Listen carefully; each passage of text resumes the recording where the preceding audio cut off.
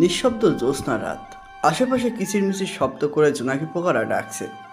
চারিদিকে হিমেল হাওয়ার গতিবেগ পরিবর্তন লাগছে। পরিবেশটা মন্দ না। রাতের আধার, তার উপর আকাশের চারটা যেন আজকে বেশি আলো দিচ্ছে। চাঁদের সেই লোভনীয় আলো সামনে থাকা পুকুরে পড়ছে, আর সেই আলোতে আশেপাশে উজ্জ্বল হয়ে উঠেছে। চাঁদের গায়ে কলঙ্ক রেখা সত্ত্বেও তার সুনিগ্ধ জ্যোৎস্না দিয়ে সে মানুষকে মোহিত করে। তার আলোক সম্পাতে কোনো কলঙ্ক নেই। চন্দ্র সমস্ত বিশ্বে ছড়িয়ে দেয় তার নির্মল জ্যোৎস্না ধারা। বিশ্বে আলো ছড়িয়ে দেওয়াতেই তার আনন্দ। পরিবেশটা মন দিয়ে অনুভব করছে, আর এক মনে একটার পর একটা সিগারেট শেষ করছে রাফি। বছরের এই একটা দিনে রাফি শহরের বাইরের মনোমুগ্ধকর জায়গায় আসে। রাফির মনে অনেক দুঃখ, কিন্তু সে এটা প্রকাশ করতে পারে না। কার কাছে প্রকাশ করবে? কাছের কেউ তো রাফির নেই, সবাই অনেক দূরের পথযাত্রী। রাফি বছরের এই দিনে এখানে এসে নিজের সব কষ্টের অনুভূতি ত্যাগ করে অতীতের সেই ঘটনাগুলো যেন এখনও তার সামনে ভাসছে। রাফি আরেকটা সিগারেট চালায়, দুইটা টান দেয়, আর বিষাক্ত ধোঁয়াগুলো মুক্ত বাতাসের সাথে বিলিয়ে দেয়। ঠোঁটের কোণে আবারও সিগারেটটা লাগায়। তখনই পকেটে থাকা আইফোনটা বেজে ওঠে। ছোট স্ক্রিনে বড় করে টনি নামটা লেখা। রাফি নামটা দেখে বিরক্ত বোধ করে মোবাইলটা কানে লাগায়। ওই পাশ থেকে নরম গলায় টনি বলতে থাকে, ভাইয়া, অনেক তো রাত হলো, চলে আসেন, নয়তো আপনার কোনো সমস্যা হয়ে যাবে। আপনার কিছু হলে আমি কিন্তু নিজেকে মাফ করতে পারবো না। টনি, এখন বাজে মাত্র 12টা। এই সময়টা আমার জন্য সন্ধ্যা মনে হচ্ছে। আর এই রাফিকে কেউ কিছু বলবে এমন দুঃসাহস কারোরই। আমি আমারটা ভালো বুঝি, আমার ব্যাপারে তো চিন্তা করতে হবে না। ওই পাশ থেকে টনির একটা দীর্ঘ নিঃশ্বাস ফেলার নীরব শব্দ হয়, আর সে বলে, ভাইয়া, আমি জানি, কিন্তু তবুও আপনি সাবধানে থাকবেন। টনির কথা শুনতে রাফির একটুও ভালো লাগছে না। ফোনটা কেটে দিয়ে রাফি সিগারেটে টানতে থাকে। এখন এই মনোমুগ্ধকর রোমান্টিক পরিবেশে একটা নারী নামক সঙ্গী হলে ভালোই হতো। নিজে নিজে কথাটা ভেবে রাফি হেসে ফেলে। কোন রূপসী জেনে শুনে একটা অবাগা ছেলের সাথে জড়াবে, যার নেই কোনো মা বাবার পরিচয়। তবে একটা নামে দেশের সবাই রাফিকে চেনে, তা হলো রাফু ভাই। কিন্তু আজ পর্যন্ত সেই অন্ধকার জগতের রাফু ভাইকে কেউ দেখেনি। প্রতিটা শহরে শহরে রাফু ভাইয়ের নামে চাঁদা ওঠে। মানুষ তার নাম শুনলে ভয় পেয়ে যায়। মায়েরা রাফু ভাইয়ের নাম বললে শিউরে ভয়ে ঘুমিয়ে পড়ে। রাফির ছেলেবেলাটাতে শুধু রয়েছে অন্ধকার ঘরে চাপা কান্না করার মতো। রাফির হাতে থাকা সিগারেটটা প্রায় শেষের দিকে। আরেকটা টান দিয়ে মাটিতে ফেলে দেয়। সে বসা থেকে উঠে দাঁড়ায়। রাত যত বাড়ছে চাঁদের আলো যেন বেড়েই চলেছে। রাফি সেখান থেকে তার R15 ফিতিরির কাছে এসে বাইকটা স্টার্ট দেয়। জায়গাটা জঙ্গলের পাশে। রাফির বাইকটা জঙ্গলের মাঝ দিয়ে যাচ্ছে। হঠাৎ পিছনে একটা ডাল ভাঙার শব্দ শুনে বাইকটা হালকা স্লো করে। আর কোনো শব্দ পায় না রাফি, তাই বাইকটা জোরে টান দেয়। কিন্তু কিছুক্ষণ পরই মেয়েলি কণ্ঠের জোরে চিৎকার শুনে রাফি বাইকটা থামায়। আবারও একটা চিৎকারের আওয়াজ। রাফির বুকের ভিতর সাহস নিয়ে এগিয়ে যায় আওয়াজটা অনুসরণ করে। কিছু দূর যাওয়ার পর ঝোপের আড়াল থেকে কিছু লোকের কথোপকথন শুনতে পায় রাফি। পিছন থেকে পিস্তলটা বের করে হাতে নিয়ে সামনে এগিয়ে যায়। একটা কথা শুনে রাফি দাঁড়িয়ে যায়, আর লোকগুলোর কথা শুনতে থাকে। ভাই, মেয়েটা তো অনেক বেশি চিল্লাচ্ছে, কি করব এটাকে? হুম, ঘুমের ওষুধ খেলে মানুষ যেমন ঘুমিয়ে পড়ে, ঠিক তেমন ভাবে ঘুমের একটা ওষুধ দিয়ে দে। ভাই, এখানে ঘুমের ওষুধ পাবো কোথায়? আরে বোকা, ঘুমের ওষুধ মানে পিস্তলের বুলেট। আগে আমাদের কাজ শেষ করি, তারপর একটা বুলেট খরচ করে মেয়েটাকে মেরে ফেলে চলে যাব। রাকিবের কথা শুনে নুসরাত নামের মেয়েটা ভয় পেয়ে যায়। সকালের দিকে বন্ধুদের সাথে ঘুরতে এসে নুসরাত রাস্তা হারিয়ে ফেলে, আর এই ছেলেগুলো তাকে কিডন্যাপ করে এখানে নিয়ে আসে। এতক্ষণ নুসরাত জ্ঞানহীন অবস্থায় ছিল। কিছুক্ষণ আগে যখন তার জ্ঞান ফেরে, তখন সে নিজেকে এমন খারাপ অবস্থায় দেখে জোরে চিৎকার দিয়ে ওঠে। নুসরাত ঢাকার সবচেয়ে ধনী বিজনেসম্যানের একমাত্র মেয়ে। নুসরাতের বাবা তাকে অনেক ভালোবাসে, তাই তিনি নুসরাতের সকল প্রকার আবদার পূরণ করার চেষ্টা করে। আজ বন্ধুদের সাথে ঘুরতে যাওয়ার জন্য বায়না করেছে, তাই তার বাবা নুসরাতকে অনুমতি দিয়ে দেয়। ঘুরতে এসে এমন বিপদে পড়বে বুঝতে পারেনি নুসরাত।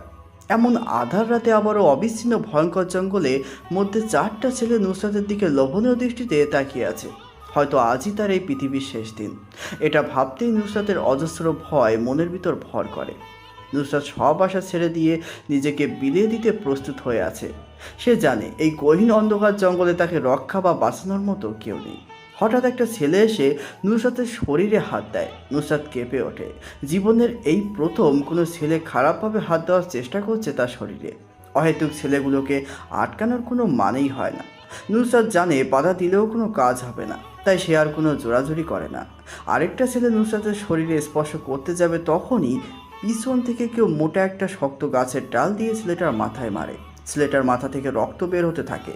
সে তার হাত দিয়ে রক্ত বন্ধ করার বৃথা চেষ্টা করে। হঠাৎ এরকম একটা আগন্তুকের আগমন বুঝতে পারছে না কেউ। তাদের যেন বিশ্বাস হচ্ছে না এত গভীর রাতে অন্ধকার এই জঙ্গলে কেউ নুসরাতকে বাঁচাতে আসবে। নুসরাত আগন্তুকটার দিকে ভালো করে লক্ষ্য করে দেখে। হাতে শক্ত একটা গাছের ডাল, পরনে তার ছেঁড়া জিন্স, ব্ল্যাক কালারের জ্যাকেট, মুখে জোকারের মাস্ক পরা, যার কারণে মুখটা স্পষ্ট করে বোঝাই যাচ্ছে না। নুসরাত আগন্তুকটাকে দেখে বাসের একটু আশা করে, যদি ভাগ্যতা হতে দেয়। এবার রাকিব বলতে থাকে, এই কে তুই? রাতে এমন অন্ধকার জঙ্গলে কি করিস তুই? একই প্রশ্ন তো আমারও। তোর 4টে ছেলে আর একটা মেয়ে, এত রাতে এখানে কি করিস? আমরা যাই করি না কেন এটা জিজ্ঞেস করার তুই কে? যদি জানিয়ে বাসায় যেতে চাস তাহলে এখান থেকে চলে যা। আমি বাসা থেকে বের হওয়ার আগে মাথায় কাপড়ের কাপড় পরে বের হই। মৃত্যু ব্যাপার না, জীবনের আত্মপ্রকাশ এবং অস্তিত্বের বিকাশ তার চঞ্চল গতির মধ্যেই বহমান। মানব জীবন সংগ্রাম মুখর। জীবনের বাকি বাকি রয়েছে মরণগুলি। এই জীবন থেকে পালানোর মানেই জীবন ব্যর্থতা ডেকে আনা। তুই মরার সেকেন্ড গুনতে শুরু কর। এই তোরা যা ছেলেটাকে শেষ করে দিয়ে আয়। শূন্য হাতে দুইটা ছেলে আগন্তুকটার দিকে এগিয়ে আসে। আগন্তুকটা মুচকে এসে পিছন থেকে M500টা বের করে পরপর দুইটা গুলি চালায়। বুলেট দুইটা যে ছেলেগুলোর কপালে লাগে। নিস্তব্ধ হয়ে মাটিতে লুটিয়ে পড়ে ছেলে দুইটা। কপাল থেকে গড়গড়িয়ে রক্ত পড়তে থাকে। আগন্তুকটা হালকা নিচু হয়ে বসে পিস্তলে কিছু অংশ রক্ত লাগিয়ে নাক দিয়ে শুকতে থাকে। রক্তটা যেন তার অনেক প্রিয়। আগন্তুকের এমন টেবিল মার্কা রূপ দেখে ভয় পেয়ে যায় রাকিব। রাকিবের প্যান্টের পকেটে থাকা ছোট ছুরিটা বের করে সে হাতে নেয়। নুসরাত পাশেই দাঁড়ানো ছিল, যার কারণে রাকিব বাম হাত দিয়ে তাকে কাছে টেনে গলায় ছুরিটা ধরে রাখে। রাকিব ভয়ে ঘেমে একাকার হয়ে গেছে। তার কাছে মনে হচ্ছে তার সামনে মৃত্যুর দূত দাঁড়িয়ে আছে। নিজের জীবন বাঁচানোর জন্য নুসরাতকে রাকিব ব্যবহার করেছে, যদি তার নিজের প্রাণটাই বেঁচে যায়। নুসরাত এখন একটুও ভয় পাচ্ছে না, কারণ আগন্তুকটাকে দেখে সে নিজের বিশ্বাস ফিরে পেয়েছে। রাকিব কাঁপা কাঁপা গলায় জোরে জোরে বলতে থাকে, দেখ তুই পিস্তল হাত থেকে নিচে ফেলে দে, নয়তো মেয়েটাকে মেরেই দিবি কিন্তু। মেরে দে মেয়েটাকে, তাতে আমার কি? মেয়েটা তো আমার কিছু হয় না, তাহলে কেন আমি তাকে বাঁচাবো? আমার মানুষের রক্তের গন্ধে অনেক বেশ পছন্দ। মানুষ খুন করাটা আমার পেশা, আর রক্তের গন্ধটা আমার নেশা। তুই মেয়েটাকে না মারলে আমি আমার পিস্তল দিয়ে তোদের দুটোকে মেরে দিব। রাকিব জোরে জোরে চিৎকার দিয়ে বলে, এই তুই পাগল হয়ে গেছিস? তোর সামনে একটা মেয়ে বিপদের মুখে দাঁড়িয়ে আছে আর তুই তাকে বাঁচাবি না? কেমন মানুষ তুই? আমি এক্ষুনি ছুরিটা চালিয়ে দিব কিন্তু। তোকে প্রথমেই বলেছি মেয়েটাকে আমি চিনি না, তাহলে কেন আমি তাকে সাহায্য করব? তুই ছুরিটা চালিয়ে দে। রাকিব ছুরিটা নুসরাতের গলায় যত কাছে নিচ্ছে তত তার ঘামের পরিমাণ বেড়ে যাচ্ছে। হিমেল বাতাসে পরিবেশটা ঠান্ডা হয়ে আছে, কিন্তু রাকিবকে যেন কেউ অন্ধকার রুমে আটকিয়ে দিয়ে চলে গেছে। তাকে দেখে এটা মনে হচ্ছে ছুরির ধারালো অংশটা নুসরাতের গলায় স্পর্শ করেছে। ছুরিটা বেশি ধারালো, যার কারণে হালকা স্পর্শ করতে নরম চামড়া থেকে রক্ত বের হওয়া শুরু হয়েছে। রাকিবের চোখের ফোকাসটা আগন্তুকটার উপর হাতটা যেন কন্ট্রোল হারিয়ে ফেলছে। এবার বেশি দ্রুত গতিতে রাকিব ছুরিটা নুসরাতের গলায় চালাবে, তখনই একটা বিটঘুটে শব্দ হয়। হু শব্দটা আগন্তুকের পিস্তল থেকে দুইটা গুলি বের হওয়ার শব্দ। অতি দ্রুত গতিতে আগন্তুক গুলিটা চালায়। বুলেট বের হওয়ার শব্দে আশেপাশে গাছে বসে থাকা পাখিগুলো উঠেছে আকাশ পানে। দুইটা বুলেটই যে রাকিবের কপালে লাগে। পিছনের দিকে চিত হয়ে পড়ে যায় রাকিব। চোখ জোড়া এখনো খোলা। সে সোজা হয়ে বসতে চাইল, কিন্তু তার পারল না। প্রবল ভয় আর অস্থিরতা গ্রাস করেছে রাকিবের ভেতর। তার শ্বাস ভারী হয়ে আসছে। মুখটা হা করে কি যেন বলতে চাইল, সে আওয়াজ থেমে গেছে। মুখটা বন্ধ হয়ে এলো, চোখ জোড়া এখনো খোলা, দৃষ্টিটা আকাশের দিকে। রাকিবের প্রাণ পাখি এখন আকাশের দিকে। আগন্তুকটা নুসরাতকে হাতের ইশারায় আসতে বলে। নুসরাত বাধ্য মেয়ের মতো করে আগন্তুকের পিছনে পিছনে যেতে থাকে।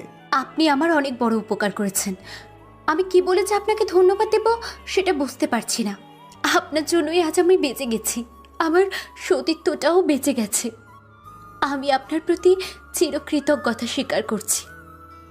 হঠাৎ পিছন থেকে নুসরাতের এমন কথা শুনে আগন্তুকটা পিছনে তাকে শব্দ করে হেসে বলে, কর্তব্য পালনের মধ্যেই মানব জীবনের গুরুত্বপূর্ণ পরিচয় প্রকাশ পায়। জীবনের সকল কর্মকাণ্ডের মধ্যে কর্তব্যের অগ্রাধিকারই দিতে হয়। বিশ্বজগতে কিছু দায়িত্ব সম্পদের জন্য মানুষকে সৃষ্টি করা হয়েছে। মানুষ যতদিন পৃথিবীতে অবস্থান করবে ততদিন তাকে কর্তব্য পালন করতেই হবে। কর্তব্যের কাছে ভাই বন্ধু কেউ নেই। আপনি আমার অনেক বড় উপকার করেছেন। যদি আরেকটা উপকার করে দিতেন। জি অবশ্যই, বলেন আর কি উপকার করতে পারি আপনার জন্য? আসলে আমি এখানে কিছু ফ্রেন্ডসদের সাথে ঘুরতে এসেছিলাম। রাস্তাটা ভুল করে অন্য রাস্তায় চলে আসি, আর তখনই এই ছেলেগুলো আমাকে কিডন্যাপ করে এখানে নিয়ে চলে আসে।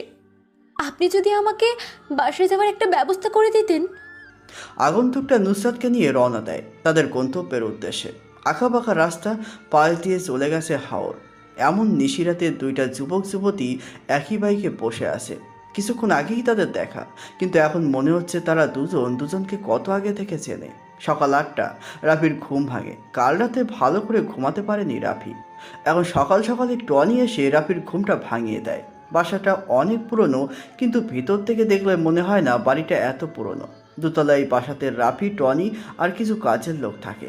নাস্তা করার জন্য রাফি নিচে এসে দেখে টনি আর কাজের লোকগুলো টেবিলে খাবার সাজিয়ে পাশে দাঁড়িয়ে আছে। এটা তাদের প্রতিদিনের নিয়ম। রাফিকে সম্মান দেখানোর জন্য সবাই প্রতিদিন এভাবে দাঁড়িয়ে থাকে। রাফি মুচকে এসে চেয়ারটা টান দিয়ে খেতে শুরু করে।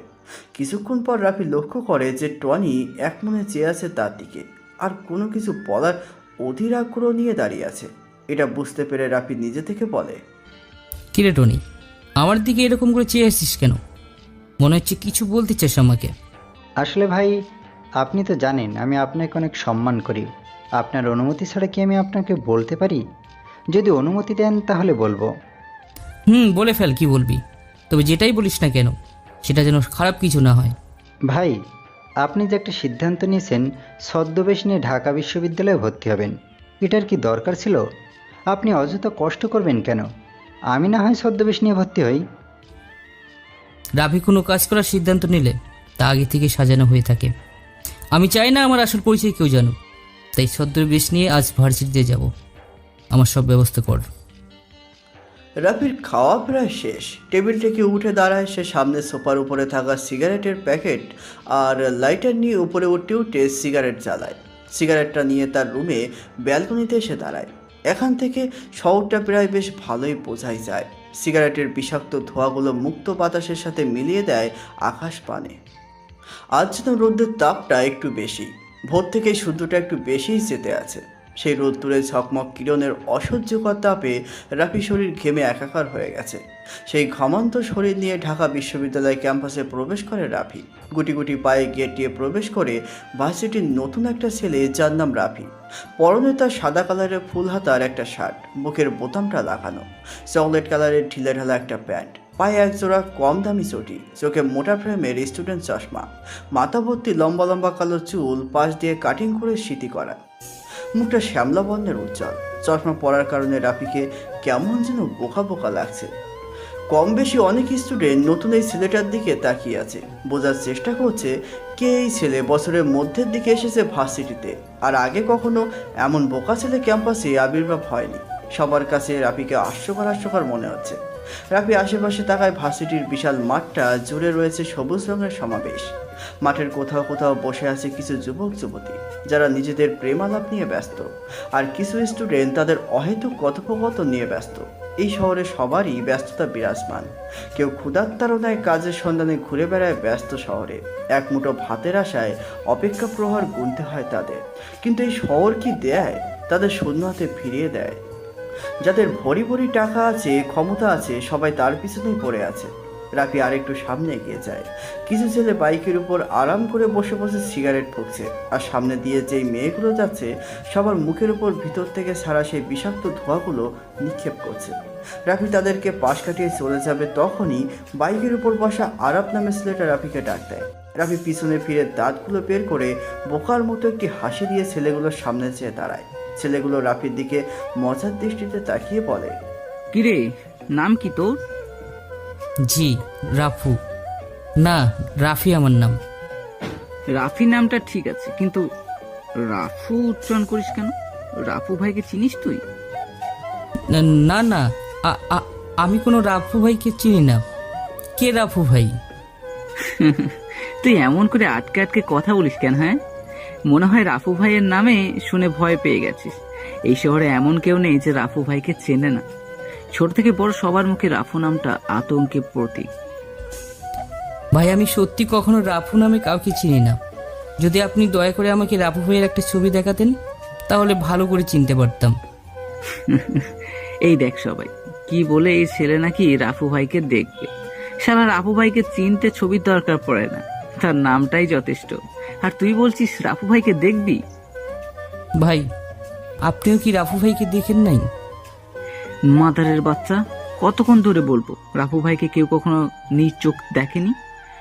উনি এমন একজন লোক যার সামনে 100 জন মানুষ মারা কোনো ব্যাপার না। তার কথায় এমপি মন্ত্রী সবাই উঠে বসে। আচ্ছা, রাফু ভাই যদি আপনার সামনে আসে, তখন আপনি কি তাকে চিনতে পারবেন? এমন বোকা বোকা প্রশ্ন করিস কেন? রাফু ভাই আমাদের সামনে অহতুক আসবেন কেন? আর আসলেও আমি চিনতে পারবো।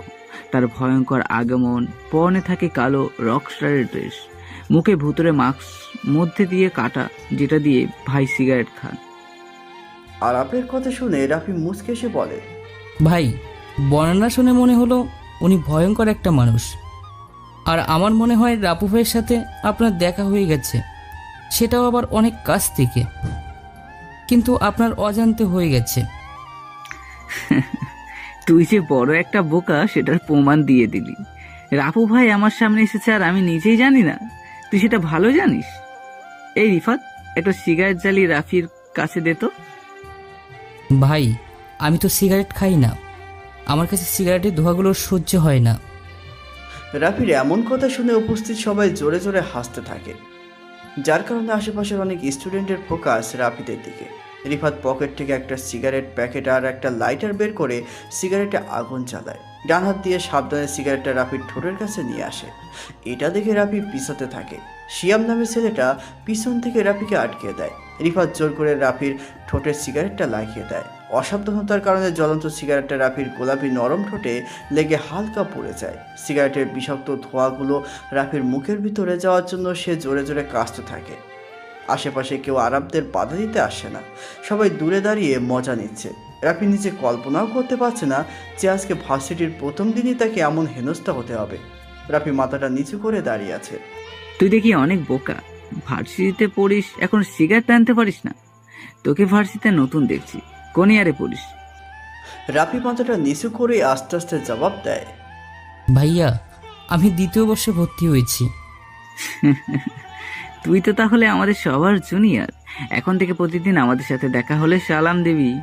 আর তুই হয়তো আমার পরিচয় ভালো করে জানিস না, কিছুদিন নিয়মিত ভার্সিটি থাক, তাহলে এমনিতেই বুঝে যাবে আমি কে। রাফি মাথাটা নাড়ায়, যার মানে সে তাদের সম্মান করবে। পৃথিবীটা বড়ই নিষ্ঠুর, যেখানে ভালো মানুষের আনাগোনা বেশি সেখানে খারাপ লোক কিছু থাকবেই। জীবনটাকে প্রায় খুব একঘেয়ে লাগে।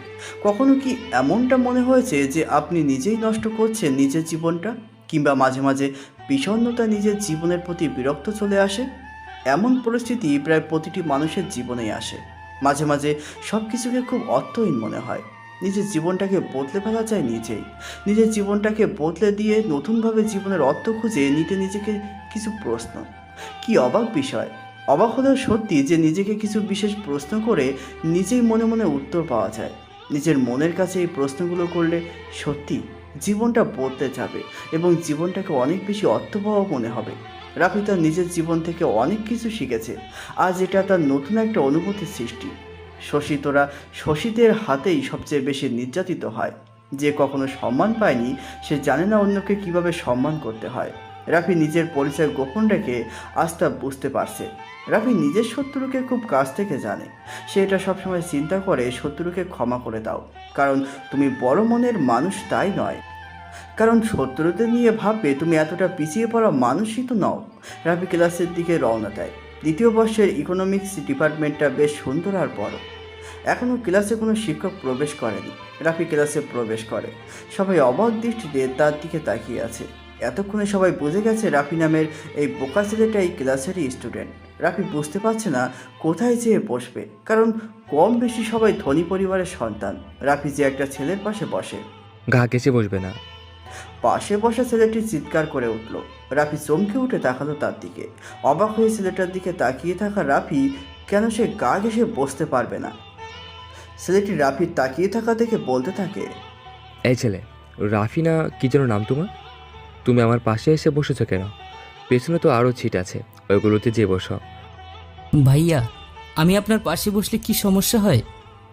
আর সামনের সিট থাকতে আমি পিছনে যেয়ে বসবো কেন? তুমি দেখছি অনেক বোকা, কিছু বোঝো না। আর তোমাকে দেখে বোকা বোকাই মনে হয়। তুমি আমার পাশে বসলে আমাকেও বোকা বোকা লাগবে। তোমার সাথে আমার কি যায় দেখো একবার। ভাইয়া, আমি তো নতুন, আপনার পাশে বসি। বসতে পারো একটু শর্তে, তুমি আরও দূরে যেয়ে বসো, আমার আশেপাশে যেন তোমাকে না দেখি। রাফি মাথা নাড়ায়। সে বসে বসে চিন্তা করছে, পৃথিবীতে সব থেকে নির্লজ্জ হলো মানুষের মন। কিছু কিছু মুহূর্তে মানুষ খুব একা হয়ে যায়, যার মনের অবস্থা বোঝার ক্ষমতা কারোরই থাকে না। জীবন তো বহমান নদী, থেমে থাকে না। অনেক কিছু আশা থাকলেও পাওয়া হয় না। আশাগুলো পড়ে থাকে, শুধু স্মৃতি হয়। জীবনের অনেক কিছু যায় হারিয়ে। রাফি তার অতীত নিয়ে বেশ গম্ভীরভাবে চিন্তা করে। জীবন আসে, জীবন ভাসে অজানা স্রোতে, তবুও জীবন এগিয়ে চলে আশার লক্ষ্য পথে।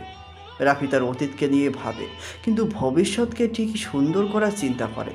জীবনের কোনো একটা সময় মানুষ নিজেকে খুব অসহায় ভাবে, যেটা রাফি পিছনের দিনগুলোতে ফেস করেনি। এখন তার সামনে সেই ভয়ঙ্কর অতীত ভেসে ওঠে। রাফি এগুলো চিন্তা করছিল, তখনই ক্লাসের দরজায় কড়া নাড়ে সাইফুল স্যার। খুবই সাহিত্যপ্রেমিক তিনি, পড়ান কম, কিন্তু সাহিত্যিক গল্প বলেন বেশি। স্যারের পরনে একটা ফুল হাতার সাদা কালারের শার্ট, কালো প্যান্ট, চোখে পাওয়ারের চশমা, ক্লিন শেভ করা মুখ, কিন্তু নাকের নিচে বড় বড় হেঁচ কাটা গোপের জন্য তাকে বেশ মানিয়েছে। সাইফুল স্যার চেয়ার টেনে বসে পড়ে। তিনি কিছু একটা ভেবে বলে, আজ তোমাদের আমি একটা নতুন গল্প শোনাইব, সবাই প্রস্তুত হও। সকল স্টুডেন্ট নিজের গুছিয়ে স্যারের দিকে মন দেয়। রাফিও তাদের মধ্যে একজন। স্যার এবার বলতে শুরু করে, আসসালামু আলাইকুম ভাই, একটু সরবেন, ওই সিটটা আমার। তাকিয়ে দেখি কালো রোগা মতো অদ্ভুত দর্শনের একজন লোক আমার পাশের সিটটাকে ইঙ্গিত করে দাঁড়িয়েছে। তাড়াতাড়ি সালামের জবাব দিয়ে সরে তাকে ভেতরে ঢোকার জন্য জায়গা করে দিলাম। ঢোকার সময় লোকটার গায়ে হাত লাগার পর তার শরীরটা কেমন যেন ঠান্ডা ঠান্ডা লাগলো। একটু ভয় পেয়ে গেলাম। লোকটা মনে হয় ব্যাপারটা বুঝতে পারলো এবং রহস্যময় মুচকি একটা হাসি দিল। আমি কিছুক্ষণ লোকটার দিকে তাকিয়ে অন্য পাশে ফিরে বসলাম। বাসটা ছেড়ে দিল। অনেক দিন পর নানার বাড়িতে যাচ্ছি। বিভিন্ন সমস্যার কারণে মাঝখানে কয়েক বছর যাওয়া হয়নি। এবার একটা বড় ধরনের ছুটি পাওয়ার ফলে রওনা দিলাম। বাড়িতে নানা নানি আর দূর সম্পর্কে দুইজন মামাতো ভাই ছাড়া কেউ থাকে না। আগে অনেক লোকজন থাকতো, আমরাও বিভিন্ন সময় সেখানে চলে যেতাম। সেই সব স্মৃতি মাঝে মাঝে উকি দিয়ে যায়। কত মজাই না করতাম। ভাই কি নানার বাড়ি যাচ্ছেন? হঠাৎ লোকটা প্রশ্ন করে বসলো। কিছুটা অবাক হয়ে জবাব দিলাম, জি। আপনি কি করে বুঝলেন? না, আপনাকে ওই বাড়িতে দু একবার দেখেছি বলে মনে হচ্ছে। আপনার নানার নাম করিমউদ্দিন ভূঁইয়া না? জি। আপনি আমার নানাকে চেনেন? আগে প্রায় সময় ওই বাড়িতে যেতাম, এখন আর যাওয়া হয় না। মনে মনে ভাবলাম, বাড়িতে তখন অনেক লোকই আসতো, সবাইকে তো আর চেনা সম্ভব না।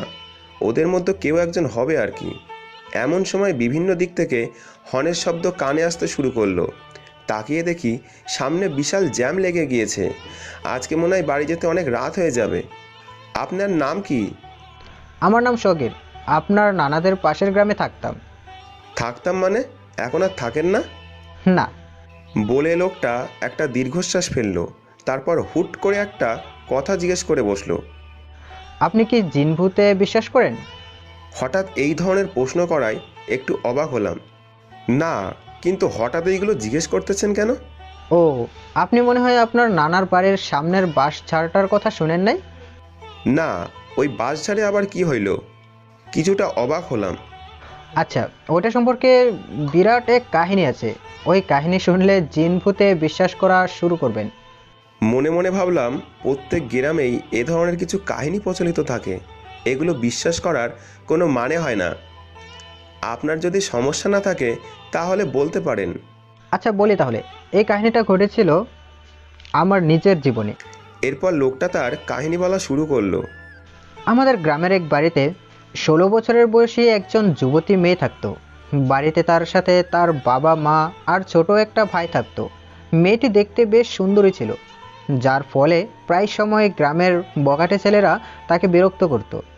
একবার অন্য গ্রাম থেকে আসা এক ছেলে তাকে প্রেমের প্রস্তাব করে, কিন্তু মেয়েটা তার প্রস্তাব ফিরিয়ে দেয়, যার ফলে ছেলেটা তাকে স্কুলে যাওয়ার পথে এবং বিভিন্ন সময় দেখা হলেই বিরক্ত করত। একবার ওই ছেলেটা দলবল নিয়ে গ্রামে এসে মেয়েটাকে রাস্তা থেকে ধরে ওই বাঁশঝাড়ে নিয়ে যায়। সেখানে তারা মেয়েটাকে ধর্ষণ করে। এরপর তারা মেয়েটাকে মেরে ফেলে এবং সেখানে ফেলে রেখে চলে আসে। পরের দিন ওই জায়গা থেকে মেয়েটার লাশ উদ্ধার করা হয় এবং ইমাম সাহেবের ফতোয়া অনুযায়ী জানাজা ছাড়াই কবর দেওয়া হয়। এর আগে পুলিশের লোকজন এসে দেখে যায়, কিন্তু তারা কিছু করতে পারে না। এই ঘটনাটার পর মেয়েটার পরিবার ওদের ঘর বাড়ি ফেলে অন্য কোথাও চলে যায়। লোকটা একবারও না থেমে বলে যেতে থাকে। তখন থেকেই গ্রামের লোকজন বলাবলি করতে থাকে ওই বাঁশঝাড়ে নাকি প্রায় সময় একটা মেয়েকে একা বসে থাকতে দেখা যায় এবং যুবক ছেলে দেখলেই ধরে নিয়ে যায়। তাই লোকজন রাতের বেলা ওই রাস্তাটা খুব একটা বেশি দরকার না হলে ব্যবহার করতো না। আমার বয়স তখন খুব একটা বেশি ছিল না, তাই সবাই আমাকে ওই জায়গা দিয়ে চলতে নিষেধ করতো, কিন্তু আমি এসব বিষয়কে খুব একটা পাত্তা দিতাম না। এগুলোকে গুজব বলেই মনে করতাম। তারপরও ওই জায়গা দিয়ে খুব একটা যেতাম না। কথাগুলো বলে থামে সাইফুল স্যার। ওনাকে দেখে মনে হচ্ছে বেশ হাঁপিয়ে উঠেছে, বয়স বেড়েছে। এখন বেশি কথা বললে নিজের কাছেও কেমন যেন বিরক্ত বিরক্ত লাগে। সবার দিকে চেয়ে দেখে সব স্টুডেন্ট ওনার দিকে আগ্রহের দৃষ্টিতে তাকিয়ে আছে। স্যার মুচকি হেসে বলে, গল্পটা এখনও শেষ হয়নি। আজ আমি হাঁপিয়ে উঠেছি, কালকে পরেরটুকু বলবো। সকাল থেকে ছিল সূর্যের প্রচণ্ড তেজ। দুপুরবেলা মাটিতে পা ফেলা যাচ্ছিল না। বাইরে তাকালে যেন চোখ ঝলসে যেতে চাইছিল। বিকেলের দিকে আকাশে হালকা কালো মেঘ জমতে শুরু করলো। সবাই বলা বলি করতে লাগলো এবার বৃষ্টি নামবে, কিন্তু বৃষ্টির জন্য প্রতীক্ষার অবসান আর হয় না। আবার আকাশ থেকে সরেও যায় না মেঘ। কি হবে? বৃষ্টি কি হবে? রাত বাজে 10টা। বাইরে ঝিরিঝিরি করে বৃষ্টি পড়ছে। রিমঝিম রিমঝিম বৃষ্টির একটানা শব্দে মন আচ্ছন্ন হয়ে যায়। গাছের শাখায় বাতাসের ঝাপটা কানে বাজে। রাফি কালো কালারের রেনকোটটা পরে বাইকের চাবিটা হাতে নেয়। 2 কদম এগিয়ে সামনের দিকে গেলে টনির সাথে দেখা হয় রাফি। টনিও কালো কালারের একটা রেনকোট পরে দাঁড়িয়ে আছে। দেখে মনে হচ্ছে কারো অপেক্ষা করছিল দাঁড়িয়ে। রাফি ছোট ছোট চোখ করে টনির দিকে তাকিয়ে বলে, টনি, এখানে রেনকোট পরে দাঁড়িয়ে আছিস কেন? মনে হয় কারোর জন্য অপেক্ষা করছিলি।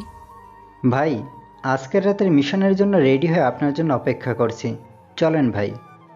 আজকে আমি একাই মিশনে বের হব, কাউকে আসা লাগবে না। রেনকোটটা খুলে রেস্ট কর। ভাই, আমি অন্ততপক্ষে আপনার সাথে যাই। আপনার যদি কিছু হয়ে যায় তাহলে? রাফি তার বাম হাতটা হালকা উঁচু করে বলে, টনি, আমি বেশি কথা পছন্দ করি না। আমি জানি আমার কিছু হবে না, তবে শিয়ালের মতো 1000 বছর না বেঁচে সিংহের মতো একদিনে বাঁচা ভালো। রাফি কথাটা বলে সামনের দিকে এগিয়ে যায়। টনিকে কোনো প্রকার কথা বলার সুযোগ না দিয়ে ব্ল্যাক কালারের বাইকে যেয়ে বসে রাফি। গন্তব্য এখন শহরে কিছু বিশৃঙ্খলা সৃষ্টিকারী লোকের উদ্দেশ্যে। ওসমান শরীফ রাব্বি ঢাকার টপ মাফিয়া সালমানের অতির কাছের লোক। যত ধরনের মামলা আছে সবগুলো ওদের নামে করা, কিন্তু সালমানের ক্ষমতার কারণে কেউ কিছু বলতে পারে না। প্রতিদিন ওরা 3 জন মদ জুয়া খেলার জন্যই পাশেই বড় একটা ক্যাসিনোতে যায়। আজকে মনে হয় বেশি মদ খেয়ে ফেলেছে, তাই হেলে দুলে হাঁটতে হাঁটতে বাসার উদ্দেশ্যে রওনা দেয়। হালকা হালকা ঝিরিঝিরি বৃষ্টি পড়ছে, তাই ওরা 3 জন একটু জোরে গতিতে পা চালায়। হঠাৎ তারা দেখতে পায় রাস্তার মাঝে বাইকের উপর আরাম করে বসে সিগারেট ফুঁকছে কোনো এক অচেনা অজানা আগন্তুক। 3 জনের মধ্যে সবচেয়ে বেশি ঝামেলা পছন্দ করে ওসমান। ওসমান একটু এগিয়ে যায় আগন্তুকের দিকে। ওসমানের শরীরটা কাক ভেজা, মুখে কালো কালারের স্টাইল করা দাড়ি থেকে টুপটুপ করে পানি ঝরছে। বৃষ্টির পানির জন্য সবার নেশা কেটে গেছে। ওসমান আগন্তুকের কাছাকাছি চলে এসেছে। আগন্তুকটার পরনে কালো কালারের রেনকোট, মুখে ভুতুরে কাটা মাস্ক, যেই অংশ দিয়ে সে নিকোটিনে ধোঁয়া ওড়াচ্ছে। আজকে এই ব্যস্ত শহরটা কেমন যেন নিস্তব্ধতা বিরাজ করছে। কোথাও কোনো মানুষের আনাগোনা দেখা যাচ্ছে না। হয়তো বৃষ্টির আমেজ থাকার জন্য সবাই ঘরে অবস্থান করছে। দূর থেকে ল্যাম্পপোস্টের ঘোলাটে আলো দিচ্ছে। পিচঢালা রাস্তাটা আজ বৃষ্টির পানিতে বিদঘুটে কালো আকৃতি ধারণ করেছে। আগন্তুকের হাতে থাকা সিগারেটটা শেষ হয়ে গেছে। সিগারেটের না পড়া অংশটুকু ভিজা রাস্তার উপর ফেলে দেয়। রেনকোটের পকেট থেকে আরেকটা সিগারেট আর লাইটার বের করে সিগারেটে আগুন ধরাবে, তখনই ওসমান তার ডান হাত দিয়ে আগন্তুকের হাত থেকে সিগারেটটা আর লাইটটা কেড়ে নেয়। আগন্তুকটা কিছু বলে না, শব্দ করে একটা হাসি দেয়। এমন হাসির শব্দ শুনে পিছন থেকে শরীফ আর রাব্বি ওসমানের থেকে কিছু দূরত্বে অবস্থান করে। ওসমান বেশ গম্ভীর গলায় আগন্তুককে উদ্দেশ্য করে বলে, এই বৃষ্টি, অন্ধকার রাতে মাঝ রাস্তায় বাইক থামিয়ে বসে বসে সিগারেট ফুঁকছিস কেন? আগন্তুক কিছু বলে না, আবার একটা বিদঘুটে হাসি দেয়। এটা দেখে পিছন থেকে শরীফ উচ্চ কণ্ঠে বলে ওঠে, কি রে তুই এমন করে হাসছিস কেন? কে তুই? আর এখানে স্থির হয়ে বসে আছিস কেন? আগন্তুকটা এবার মুখ খুলল। আমি কি সেটা আমি নিজেও জানি না, তবে নিজের পরিচয় নিজে দিতে কেমন যেন লাগে, তাই নিজের নাম আর পরিচয়টা ছড়িয়ে দিয়েছি মানুষের মাঝে। আমি এখানে বসে আছি কয়েকটা মেহমানের অপেক্ষায়। এত রাতে কোনো মেহমান আসবে যার জন্য তুই রাস্তার মাঝে পথ আটকে এভাবে বসে থাকবি? আমার মেহমান তো চলে এসেছে, কিন্তু কিভাবে তাদের আপ্যায়ন করব তা বুঝতে পারছি না। সবাই আশেপাশে পিছনের সামনে তাকায়, কিন্তু কাউকেই দেখতে পায় না। ওসমান রেগে বলে, কোথায় তোর মেহমান? আমরা তো দেখছি না। মজা করিস আমাদের সাথে? জানিস আমরা কে? মেহমান নিজেই যদি বলে মেহমানের কথা, তাহলে এতে আমার কি করার আছে? আর আমি তাদের সাথে মজা করতে যাবো কেন? তোরা কি আমার বন্ধু লাগিস? ভাই তোরা কার লোক সেটা না বললে আমি জানবো কি করে? আমরা সালমান ভাইয়ের কাছের লোক। ওসমানের কথা শুনে আগন্তুকটা জোরে জোরে হাসতে থাকে, যেমন মনে হচ্ছে ওসমান কোনো বড় ধরনের হাসির কথা বলেছে। সবার ভিতর একটা রাগ সৃষ্টি হয়েছে আগন্তুকের প্রতি। যেখানে সবাই সালমান ভাইয়ের কথা শুনলে খারাপ অবস্থা হয়ে যায়, সেখানে অচেনা একটা আগন্তুক সালমান ভাইয়ের কথা শুনে মজা নিচ্ছে। আগন্তুকের হাসি যেন ওসমানের সহ্য হয় না, তাই সে রেগে পড়ে, তুই এভাবে হাসছিস কেন? কেন, আমি কি কোনো মজার কথা বলেছি? তুই কোনো মজার কথা বলিসনি, তবে গুরুত্বপূর্ণ কথার সময় হাসি আমার একটু বেশি পায়। সবার সাথে গুরুত্বপূর্ণ কথা বলার সময় হাসতে নেই। হয়তো সে লোকটা তার মনে সাইকো না। সাইকো শব্দটা ছোট্ট, কিন্তু একটা মানুষ এই শব্দের জন্য অনেক কিছু থেকে পিছিয়ে যায়। আমি নিজেও জানি না যে আমি একটা সাইকো, তবে মাস্তানের ব্যাপারে আমি খুবই সতর্ক থাকি। দেখ, অনেক রাত হয়েছে, আমি বুঝতে পারছি তোর কোনো মেহমান আসবে না।